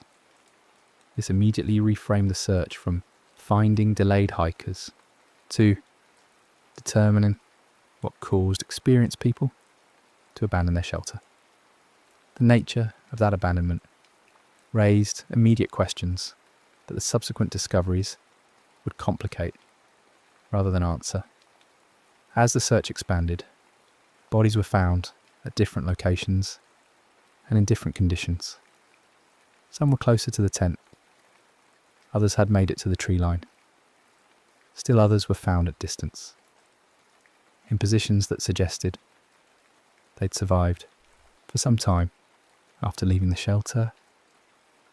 This spatial distribution tells a story of separation, of the group fragmenting rather than staying together, which adds another layer of questions.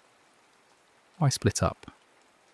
Was it intentional, or the result of losing each other in darkness and weather? Were some trying to help others? Were they disoriented?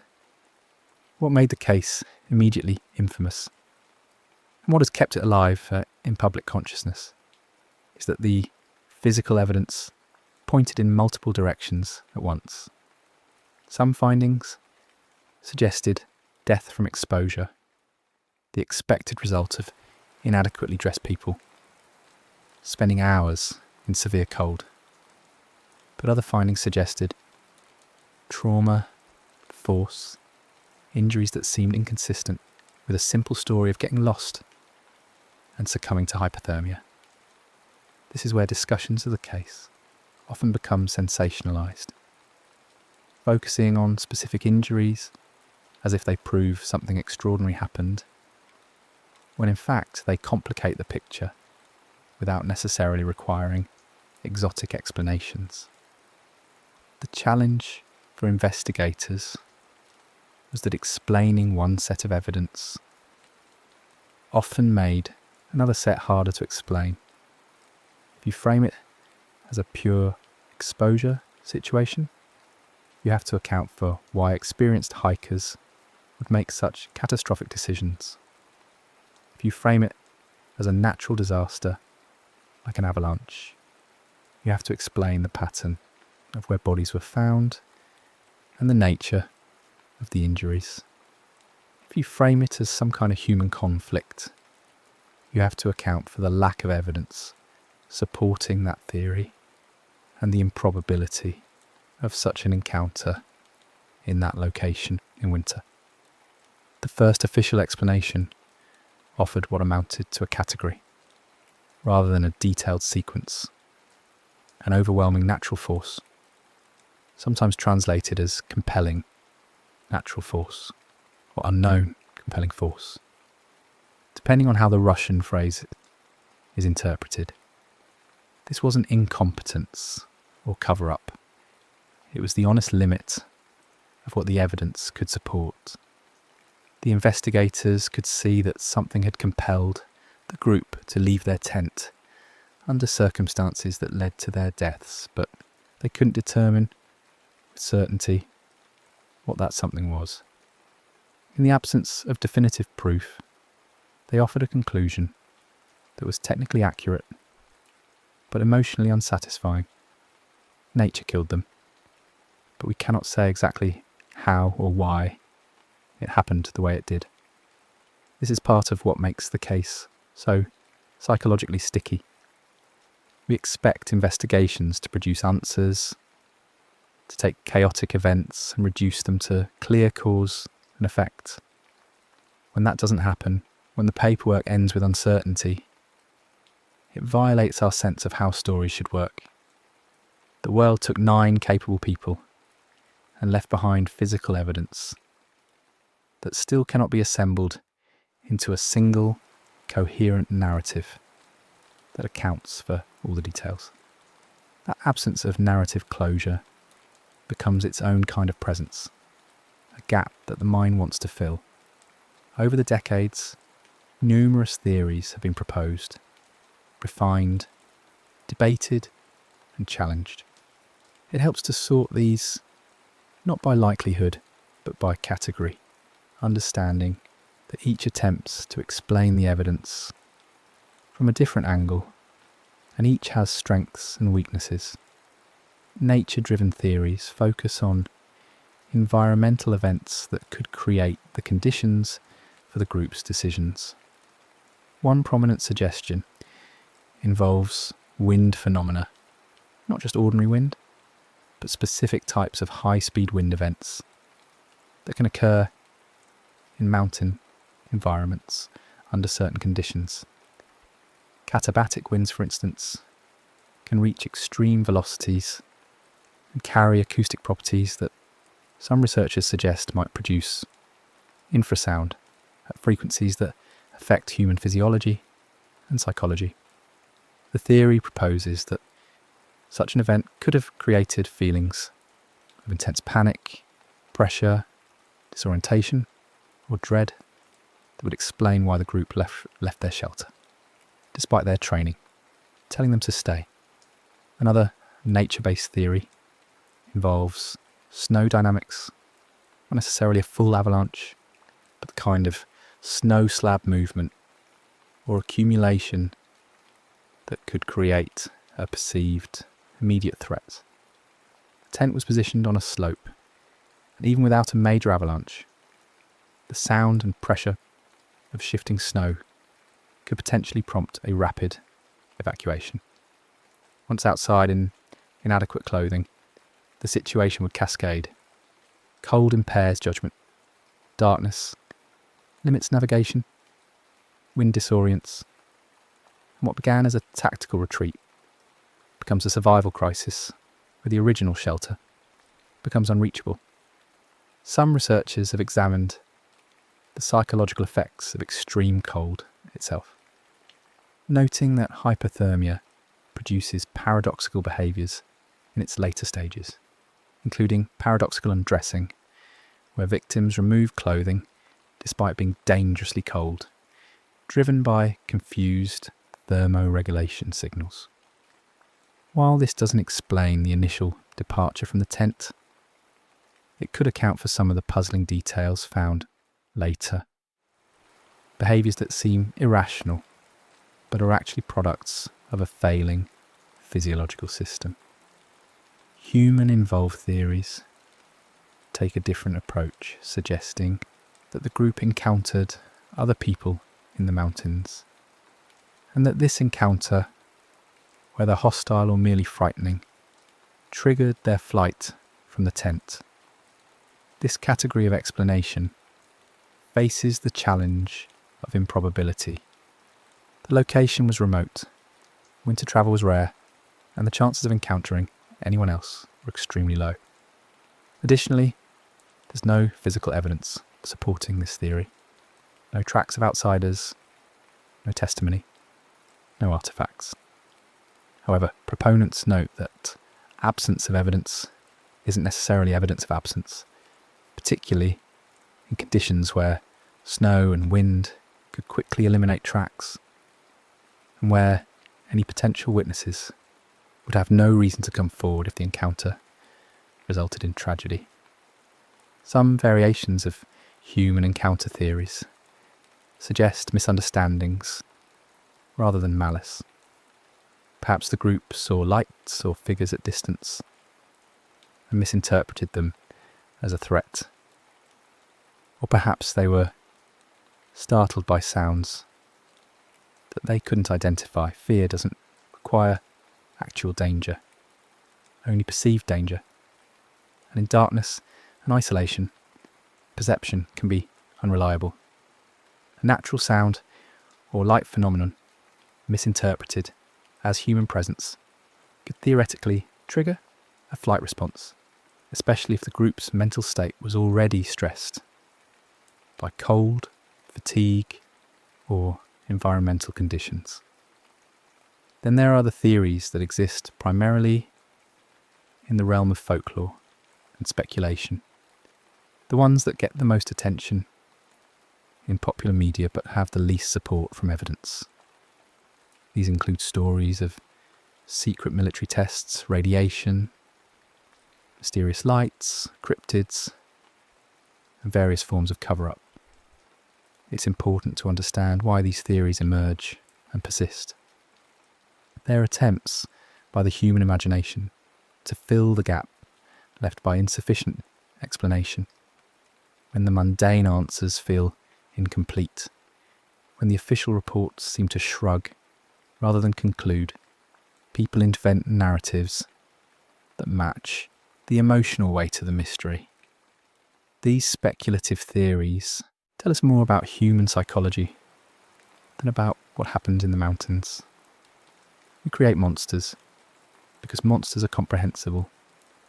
A strange creature or a government conspiracy has intention, has logic, has a beginning and middle and end.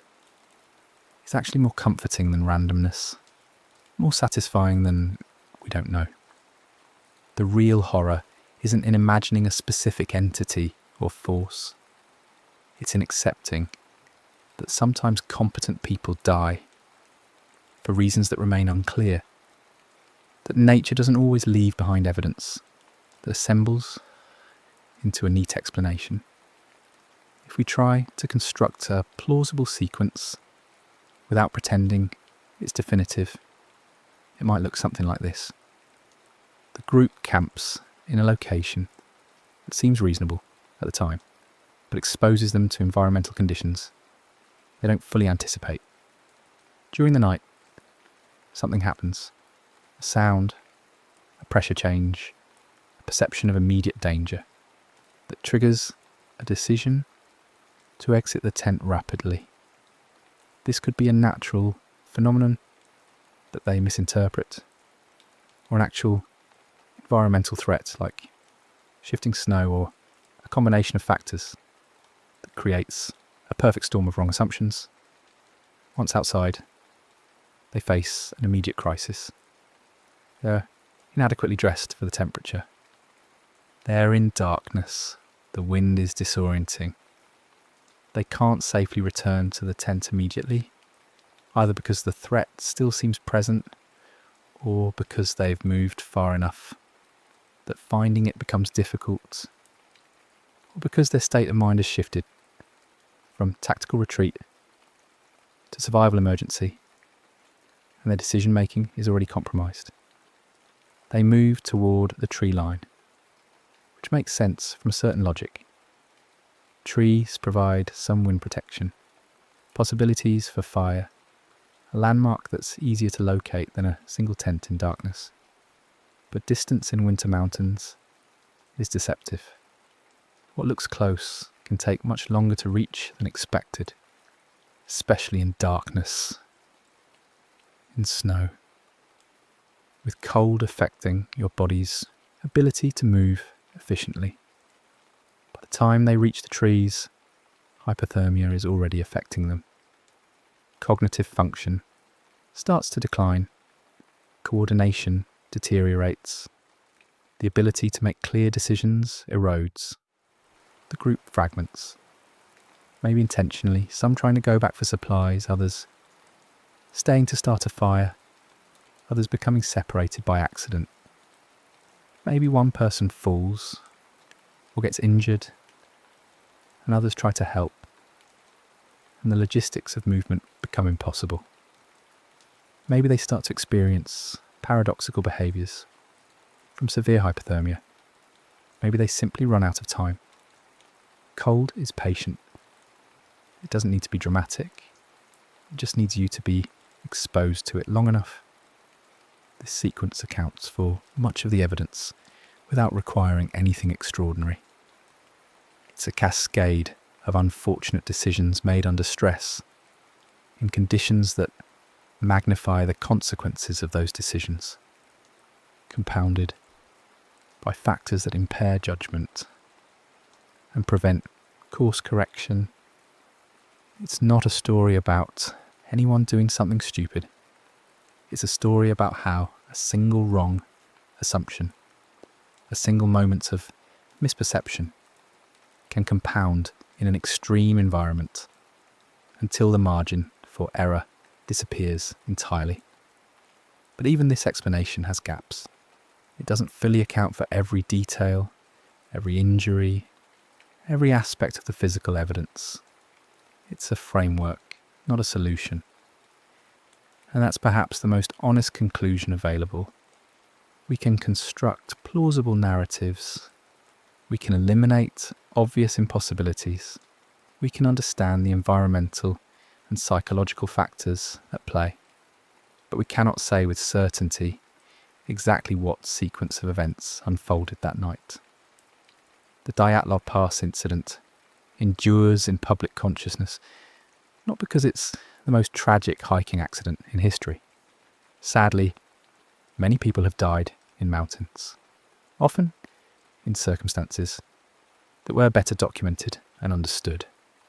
It endures because it sits precisely at the border between explicable and inexplicable, because it contains just enough strangeness to defeat simple explanations, while not containing so much strangeness that it can be dismissed as obviously fabricated or mythologized beyond recognition. The real theme here isn't about what killed 9 hikers in 1959. The real theme is about what happens when the mind encounters an absence of explanation. We are pattern-seeking creatures. We need cause and effect to connect. We need stories to have coherence. When we encounter a situation where the available evidence refuses to assemble into a satisfying narrative, where multiple explanations are possible, but none is definitive, our minds become uncomfortable in a way that's distinct from fear of a known threat. The predator in this story isn't a monster or a conspiracy, or even, strictly speaking, the mountains themselves. The predator is the combination of vast indifferent nature and the human need for meaning. When meaning is absent, and we cannot say this happened because of that, and it makes sense, fear fills the space. Not fear of a specific thing we can name and avoid, but a more fundamental anxiety about living in a world where competence and preparation don't guarantee safety, where good decisions can still lead to disaster, where the universe doesn't always provide answers that satisfy our need for narrative closure. This is why the case remains famous decades later, why it continues to generate books and documentaries and theories and debates. It's not really about solving a historical mystery. It's about confronting the uncomfortable reality that some questions don't have answers we can access. That uncertainty is a permanent feature of existence. That the world contains true mysteries that will remain mysterious, not because evidence is being hidden, but because evidence is simply insufficient to eliminate doubt. Understanding this doesn't make the story less unsettling, but it does make it more honest. The Dyatlov Pass incident is a mirror that reflects our relationship with the unknown, our discomfort with ambiguity, our need to turn chaos into narrative. The 9 people who died in the mountains were real individuals with families, with futures that never happened, with skills and hopes and ordinary human complexity. They deserve to be remembered as people, not as characters in a mystery story, even as their deaths continue to pose questions that history may never definitively answer. What we can say with certainty is limited but important. They were competent. They prepared adequately for the trek they planned. They made decisions that seemed reasonable, given what they knew at the time. And then something went wrong in a way that has proven difficult to reconstruct with confidence.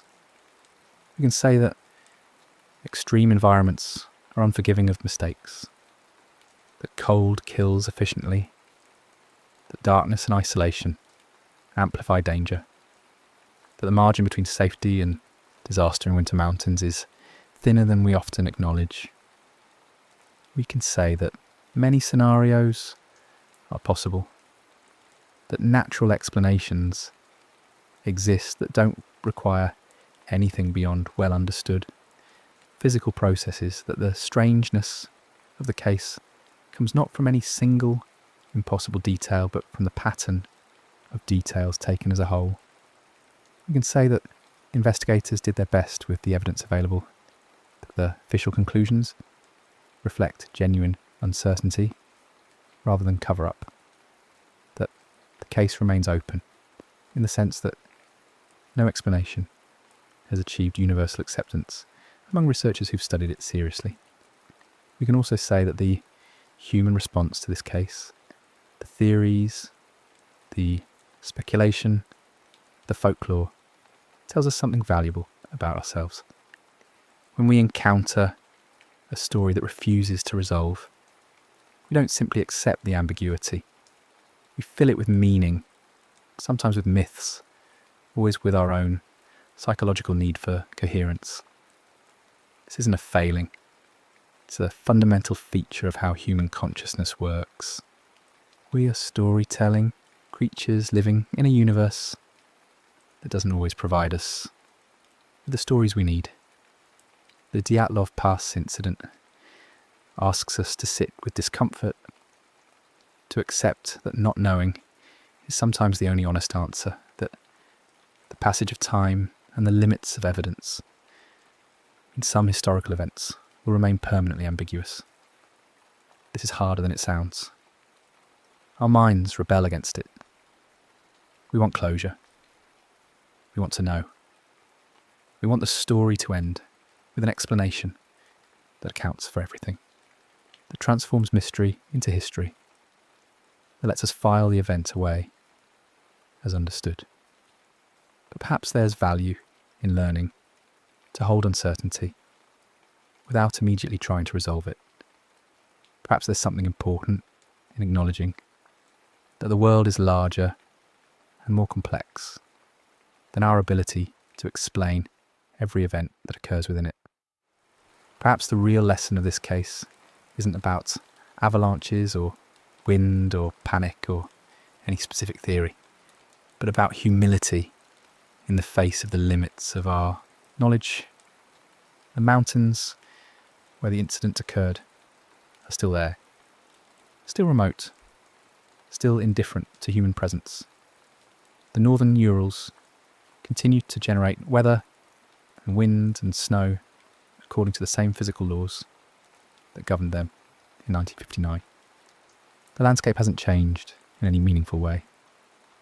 What has changed is the weight of memory and question that now attaches to one particular pass, one particular slope, where 9 people made decisions that led to consequences we can observe but not fully explain. People still hike in those mountains. Winter trekking continues, carried out by individuals who presumably take the lessons of 1959 seriously.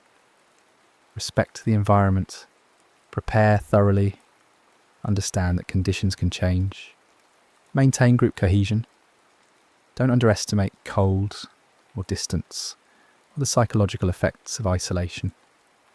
The incident serves as a cautionary tale in the hiking community, though what exactly it cautions against remains somewhat unclear, given the uncertainty about what went wrong. Be careful, of course, but careful of what, specifically?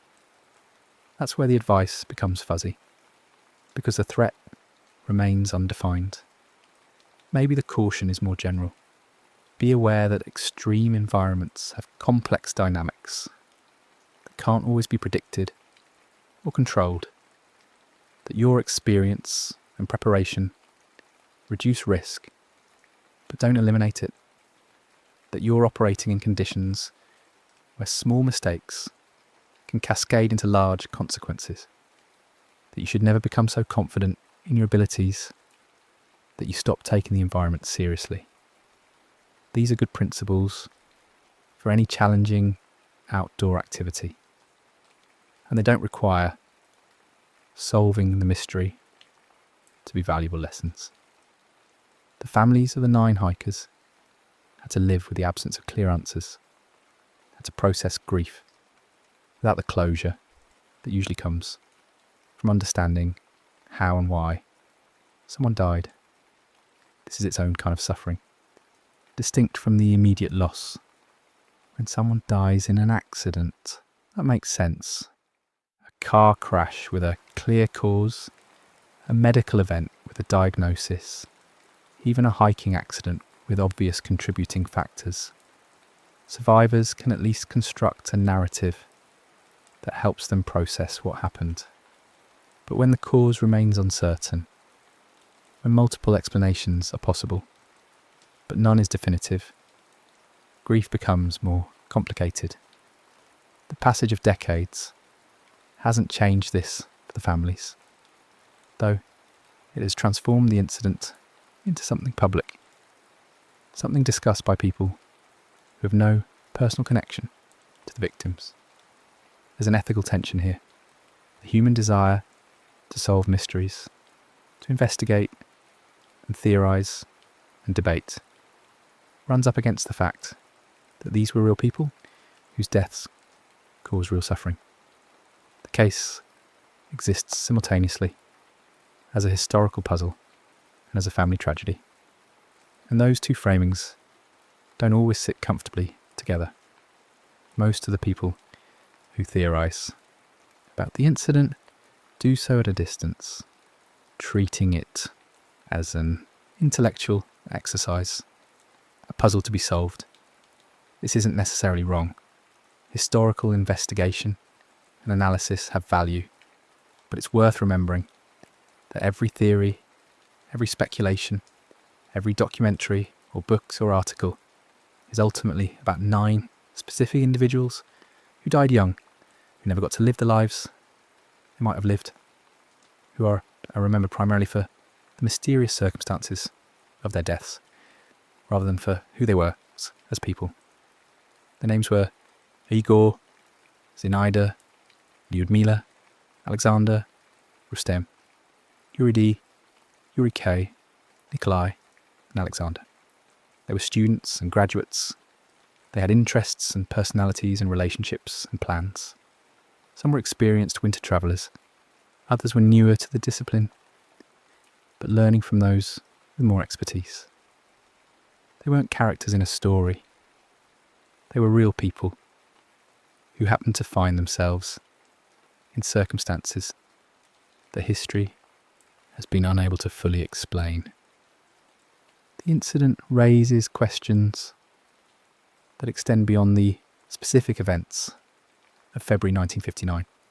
It asks us to consider how we remember tragedy, how we process ambiguity, how we balance the desire for answers against the respect owed to those who died. It asks whether there's a point at which speculation becomes ghoulish, where the search for explanation transforms into entertainment at the expense of the dead. It asks what we owe to historical truth when historical truth remains elusive. These aren't questions with clear answers either. Different people will draw different lines about what kinds of investigation and theorising are appropriate, what purposes they serve, what ethical boundaries should be maintained. Some family members have welcomed investigation, hoping that continued attention might lead to better explanations. Others have found the endless speculation painful, a constant reopening of old wounds. Both responses are valid. Both reflect different ways of coping with tragedy that refuses to resolve into comprehensible form. The scientific and investigative communities have continued to examine the case periodically, applying new techniques and perspectives as they become available. In recent years, some researchers have used computer modelling to test various theories about snow dynamics, avalanche risk, and wind patterns. These studies have produced results that support certain explanations over others, but they haven't achieved consensus. Different models produce different conclusions, depending on their assumptions.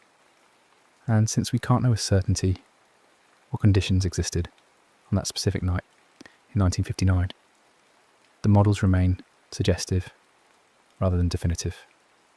Other researchers have focused on psychological and physiological factors, examining how cold affects human decision-making, how panic spreads in group situations, how hypothermia progresses, and what behaviours it can produce. This work has value beyond the specific case, contributing to our general understanding of human behaviour in extreme environments. But applying these general principles to the specific circumstances of the Dyatlov incident still requires making assumptions about what the group experienced, what they perceived, what their mental state was during the critical hours. Some investigations have tried to address specific details that seem anomalous, using forensic techniques to evaluate injuries, testing radiation levels to explain some early reports, analysing the deterioration of bodies and clothing, to understand what can and cannot be concluded from their condition when found. These efforts have successfully eliminated some exotic theories. No, there's no evidence of weapons or external attack. No, the radiation found on some clothing items was likely from contamination, either during the victims' lives or during the investigation process. No, many of the injuries are consistent with natural causes, post-mortem, or from the recovery process itself. Eliminating false explanations is valuable, but it doesn't automatically reveal the true explanation. It narrows the field of possibilities, but in a case where the field was already dominated by natural explanations that differ in their specifics rather than their fundamental nature, this narrowing doesn't resolve the core mystery. What specifically happened that night to prompt decisions that led to 9 deaths? The incident has become embedded in various cultural contexts. In Russia, it's a famous tragedy that most people have heard of, though the level of mystery surrounding it varies depending on who you ask.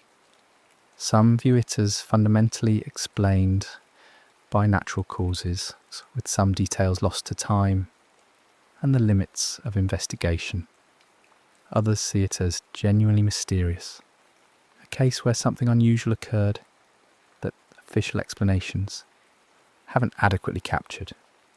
Still others treat it as a conspiracy theory, a case where the truth is supposedly being hidden for reasons that vary depending on which conspiracy theory you are considering. Outside Russia, the case has become part of the broader genre of unsolved mysteries, often presented alongside other famous unexplained events in books, documentaries, and online discussions. This has contributed to its fame, but has also sometimes distorted it, emphasizing the strangest aspects while downplaying the more mundane details that don't fit dramatic narratives. The incident gets packaged for entertainment value, which isn't inherently wrong, but does shape how people understand it, often pushing them toward more sensational explanations than the evidence warrants. There's also been a tourism dimension. The site of the incident has become a destination for some hikers, people who want to visit the location where this famous tragedy occurred. This raises complex questions about memorial tourism, about whether visiting sites of tragedy serves a legitimate purpose of remembering and honouring the dead, or whether it reduces tragedy to spectacle. Again, there's no single answer. Different people visit with different motivations and different levels of respect.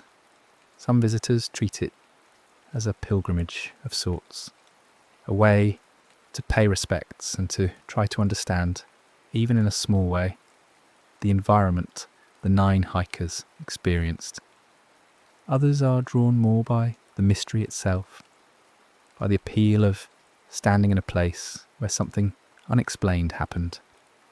Still others are simply serious hikers for whom the pass is part of a larger trek through the region, with the historical incident being interesting but secondary to their broader goals.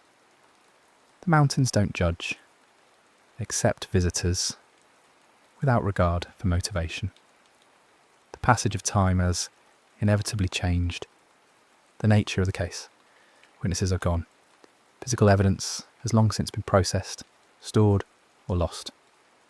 The environment has been altered by 60 plus years of weather and change. Any investigation now works primarily with documentation, photos, reports, testimony taken at the time, rather than with direct access to fresh evidence. This creates both opportunities and limitations. Documentation can be analysed repeatedly with new techniques and perspectives, but it's also finite, containing only what was recorded at the time, limited by the technology and understanding of 1959. Modern forensic methods might be able to determine things from evidence that weren't determinable in 1959, but only if that evidence still exists and has been preserved adequately. Some has been, some hasn't. Some was never collected in the first place because investigators at the time didn't know it might be relevant, because the case seemed to have sufficient explanation already, because resources were limited, because the understanding of what questions to ask was shaped by the knowledge and assumptions of that era. This is always the challenge with historical cases. We can't go back and collect evidence that wasn't collected. We can't ask questions that weren't asked. We can't apply techniques that didn't exist. We work with what's available, and we accept that this places inherent limits on how much can be learned. Sometimes those limits are frustrating. Sometimes they mean cases remain permanently unsolved, not because the answer is exotic, but because the evidence needed to confirm the ordinary explanation simply doesn't exist. The Dyatlov Pass incident will likely remain in this category. A case where we can rule out certain explanations with confidence, where we can construct plausible scenarios that account for most of the evidence, where we understand the general category of what happened. A group died in winter mountains after leaving their tent under circumstances that suggest urgency and result in exposure to lethal cold, but where we cannot determine with certainty the specific trigger, the exact sequence, the precise cause and effect chain that connects preparation to disaster. This is uncomfortable because it means accepting that history contains permanent ambiguities, that some events will be remembered more for their questions than for their answers, that the passage of time doesn't always bring clarity. We like to think that mysteries eventually get solved, that persistence and improved technology and fresh perspectives will eventually crack even the most difficult cases. Sometimes that's true. Sometimes new evidence emerges, or old evidence gets reanalyzed with better tools, or someone comes forward with information they previously withheld, and suddenly a case that seemed permanently mysterious resolves into clear explanation. But sometimes the evidence just isn't sufficient. Sometimes the key information was lost immediately, never recorded, never observable in the first place. Sometimes the truth died with the people involved. Sometimes the physical processes that would explain what happened left no traces that survived to be found. Sometimes the mystery persists, not because the explanation is extraordinary, but because the ordinary explanation can't be proven without evidence that no longer exists. The mind struggles with this. We want pattern, we want meaning, we want the dots to connect. When they don't, we feel a kind of cognitive dissonance, a discomfort that pushes us to invent connections, to fill gaps with speculation, to prefer dramatic explanations over accepting that we simply don't have enough information to be certain. This is why conspiracy theories flourish around cases like this. Not because the evidence points toward conspiracy, but because conspiracy provides a kind of narrative satisfaction that we don't know doesn't provide. It's actually more frightening to accept that 9 experienced hikers died in circumstances that remain partially unexplained than to imagine they were killed by something specific and extraordinary. The extraordinary explanation contains the threat. There's a thing, and the thing is dangerous, but the thing is at least knowable, even if unknown. The acknowledgement of permanent ambiguity is scarier because it suggests the world itself is less knowable than we'd like, that competence and preparation don't guarantee safety in a universe that doesn't always leave behind explanatory evidence. This isn't nihilism or despair. is just honesty about the limits of knowledge, about the relationship between human minds seeking meaning and a physical universe that doesn't organise itself for our comprehension. Most of the time, we can explain what happens. Cause and effect are clear. Investigations produce answers. Mysteries resolve, but not always. And the cases that don't resolve serve as reminders that our knowledge is contingent, that it depends on evidence being available and sufficient, that sometimes the honest answer to what happened is we can make educated guesses, but we can't be certain. Learning to sit with that uncertainty without immediately trying to resolve it into false certainty is a useful skill, though not an easy one to develop.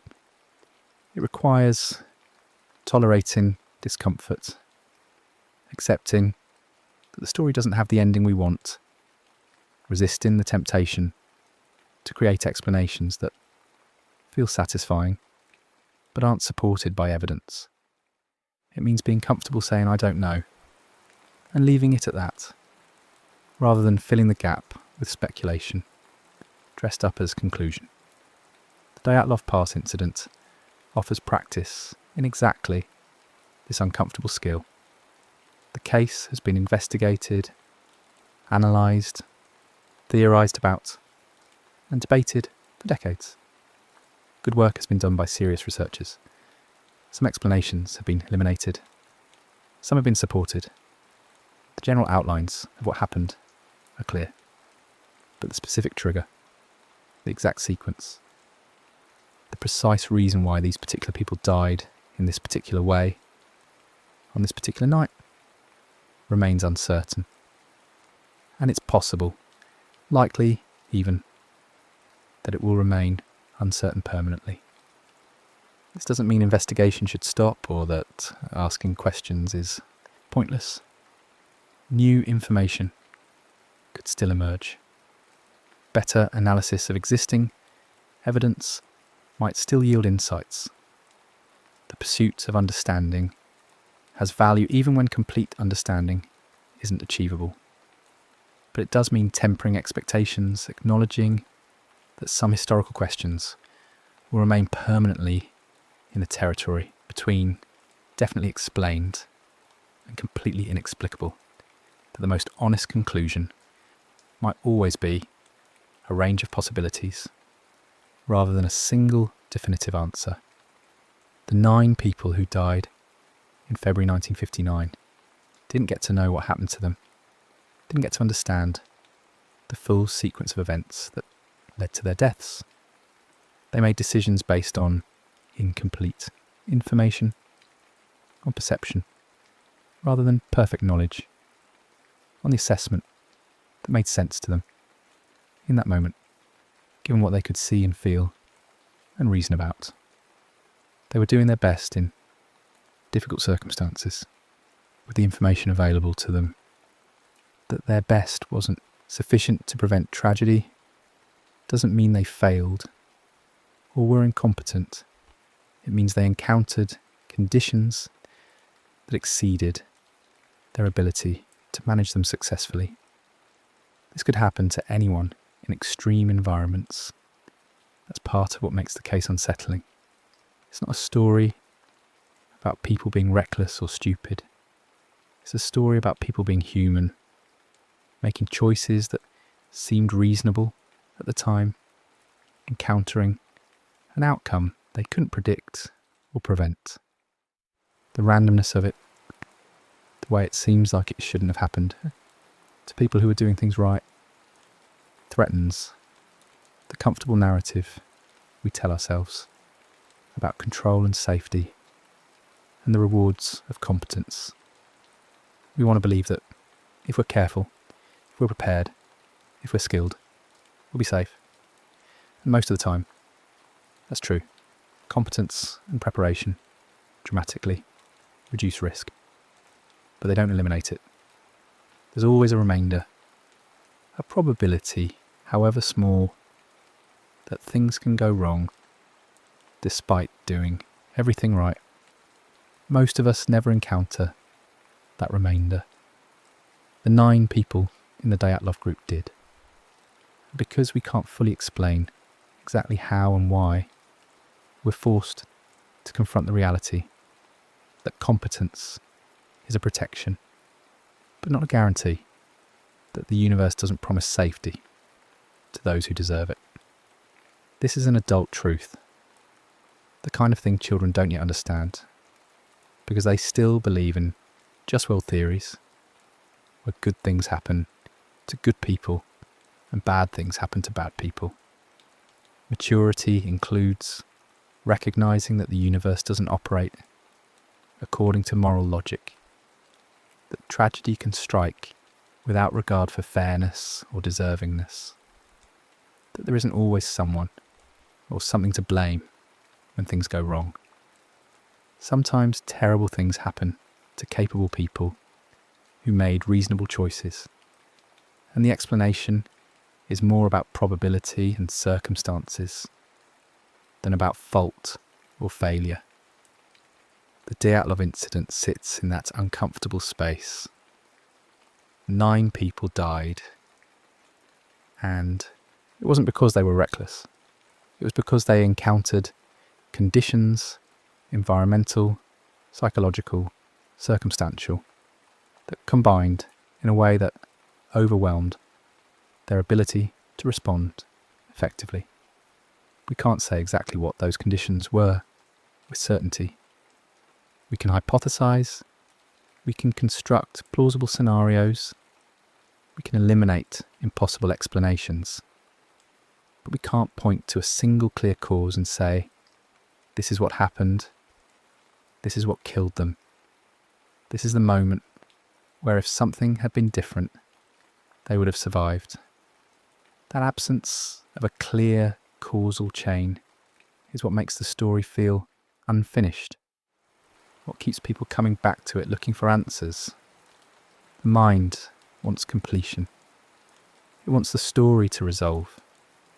It wants to be able to close the book and say, now I understand. But this story resists that closure. It remains open, not because information is being withheld, but because the information that would close it apparently doesn't exist in recoverable form. So, what do we do with a story like this? How do we think about it in a way that's both honest and sleep-friendly? That acknowledges the tragedy without sensationalizing it? That accepts the uncertainty without letting it become a source of ongoing anxiety? Perhaps the answer is to recognise it for what it is, a historical event that resulted in 9 deaths, where the exact circumstances remain partially unclear, when natural explanations are most likely, but specifics remain uncertain, where human competence proved insufficient to prevent tragedy, and where decades of investigation have narrowed possibilities without eliminating doubt. We can honour the people who died by remembering them as people rather than as mystery characters, by treating their deaths with the seriousness they deserve rather than as entertainment. We can acknowledge that the case raises interesting questions about human behaviour, group dynamics, environmental risk, and the limits of investigation without pretending that these interesting questions have clear answers. We can accept that sometimes history doesn't give us the narratives we want, that the passage of time brings some mysteries into clarity while leaving others permanently hazy.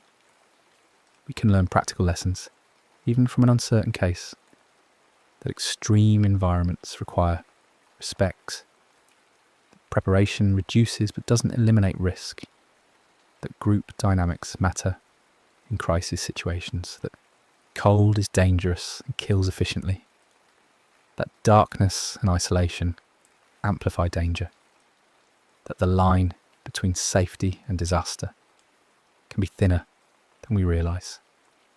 These lessons have value, regardless of whether we ever determine exactly what happened on that particular slope, on that particular night.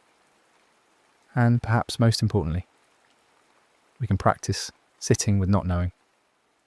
The Dyatlov Pass incident is an invitation to get comfortable with ambiguity, to accept that some questions will remain unanswered, to resist the urge to create false certainty, and genuine uncertainty is the honest position. This is a skill that extends far beyond one historical case. Life is full of situations where we don't have complete information, where we have to make decisions without knowing all the factors, where outcomes occur that we can't fully explain. Learning to function effectively, despite uncertainty, to accept mystery without letting it paralyze us, to hold questions open without demanding immediate answers. These are valuable capabilities. The Dyatlov case can be a kind of practice ground for developing them, a place to rehearse, accepting that we don't know and may never know exactly what happened, that this is uncomfortable but manageable, that we can think about the case without needing to solve it in order to achieve closure. The mountains where the incident occurred remain indifferent to all of this human processing. The northern Urals continue their slow, ancient existence, shaped by weather and time, hosting whatever hikers choose to traverse them, creating conditions that are sometimes manageable and sometimes lethal, according to physical laws that have no awareness of human presence or human need for explanation. The landscape doesn't remember the 9 people who died there. It doesn't mark the location as special. It simply continues being mountains, doing what mountains do, as neutral and uncaring as it was in 1959, as it will be centuries from now. That neutrality is part of what makes the story both frightening and oddly comforting. The mountains aren't malicious. They didn't choose to kill anyone. They don't have intention or awareness of us. They're just physical systems operating according to physics, creating conditions, responding to weather, existing in time and space without regard for the human meanings we project onto them. Understanding this doesn't make the tragedy less sad, but it does remove any sense of cosmic injustice. The universe didn't target 9 specific people.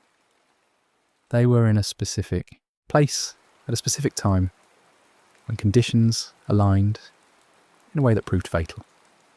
It's impersonal, which is terrifying in one sense, but also means it's not personal, not targeted, not meaningful in any moral sense. The predator, if we want to call it that, is simply the intersection of human vulnerability and environmental indifference. We're fragile creatures operating in conditions that can kill us. We've developed tools and knowledge and social structures that protect us most of the time, that give us the illusion of being separate from and superior to the natural world. But we're still vulnerable, still dependent on maintaining very specific conditions to survive, still subject to physical laws that don't bend for our convenience. When those protections fail, when we're exposed to conditions our bodies can't handle, nature doesn't need to be actively hostile to be lethal. It just needs to be itself. This is the real lesson of the Dyatlov Pass incident. Beyond the specific unanswered questions about what happened that night, the lesson is about humility, about accepting our place in a universe that's larger and more indifferent than we're comfortable acknowledging, about respecting the power of natural systems, even when we have the technology and knowledge to manage them most of the time. The lesson is that competence matters, and preparation matters, and experience matters, but they're all strategies for reducing risk rather than eliminating it. And there's always a remainder of uncertainty that we can't plan away. None of this provides the clean narrative ending we might want. The story doesn't resolve into a clear explanation. The mystery doesn't crack open to reveal obvious answers. The case remains what it's always been, a tragedy with uncertain, specific causes, where 9 people died in circumstances that history has been unable to fully reconstruct, despite decades of investigation. That's uncomfortable.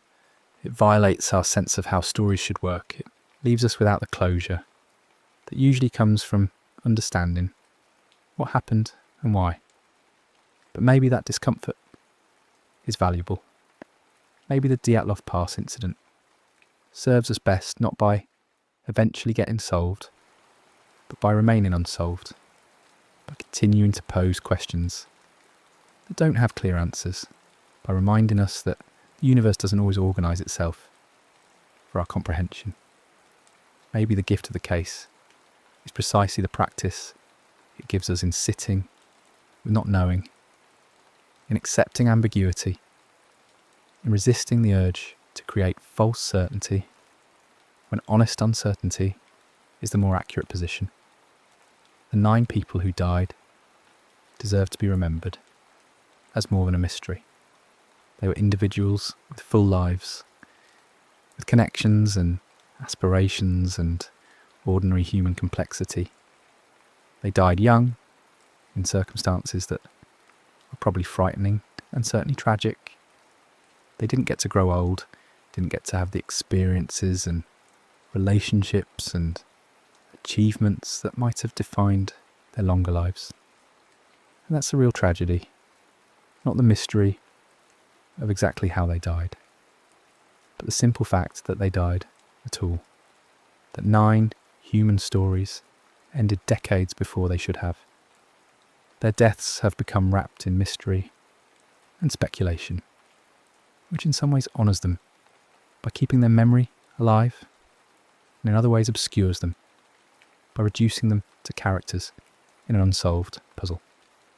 Both things can be true simultaneously. The mystery gives them a kind of immortality, ensuring they're remembered long after most people who died in hiking accidents have been forgotten. But it also means they're remembered primarily for how they died rather than for how they lived, which is a double-edged kind of remembrance.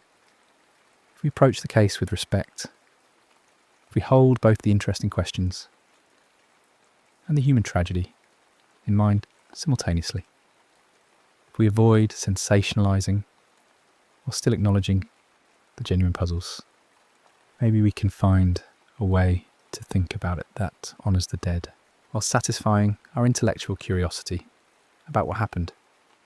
We can investigate without being ghoulish. We can theorise without being disrespectful. We can accept uncertainty without giving up on understanding. We can hold the questions open while still finding a sense of closure in accepting that some questions may remain permanently open. This is the strange territory the Dyatlov Pass incident occupies, between explained and inexplicable, between tragedy and mystery, between respect for the dead and curiosity about their deaths, between the human need for answers and the universe's indifference to that need.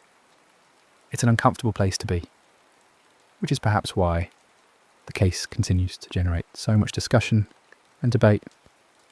We keep returning to it, keep trying to solve it, keep hoping that maybe this time we'll find the piece of evidence or the insight that makes everything click into place and resolves the uncertainty into clear explanation.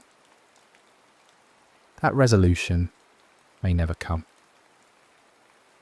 The case may remain permanently in its current state, mostly explainable in general terms, inexplicable in specific details, surrounded by theories that each account for some evidence while leaving other evidence puzzling.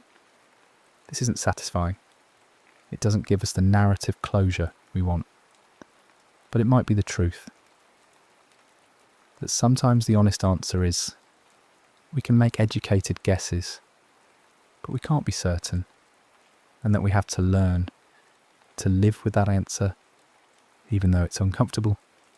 The Dyatlov Pass incident is a story about 9 people who went hiking in winter mountains and died in circumstances that remain partially unclear, despite extensive investigation.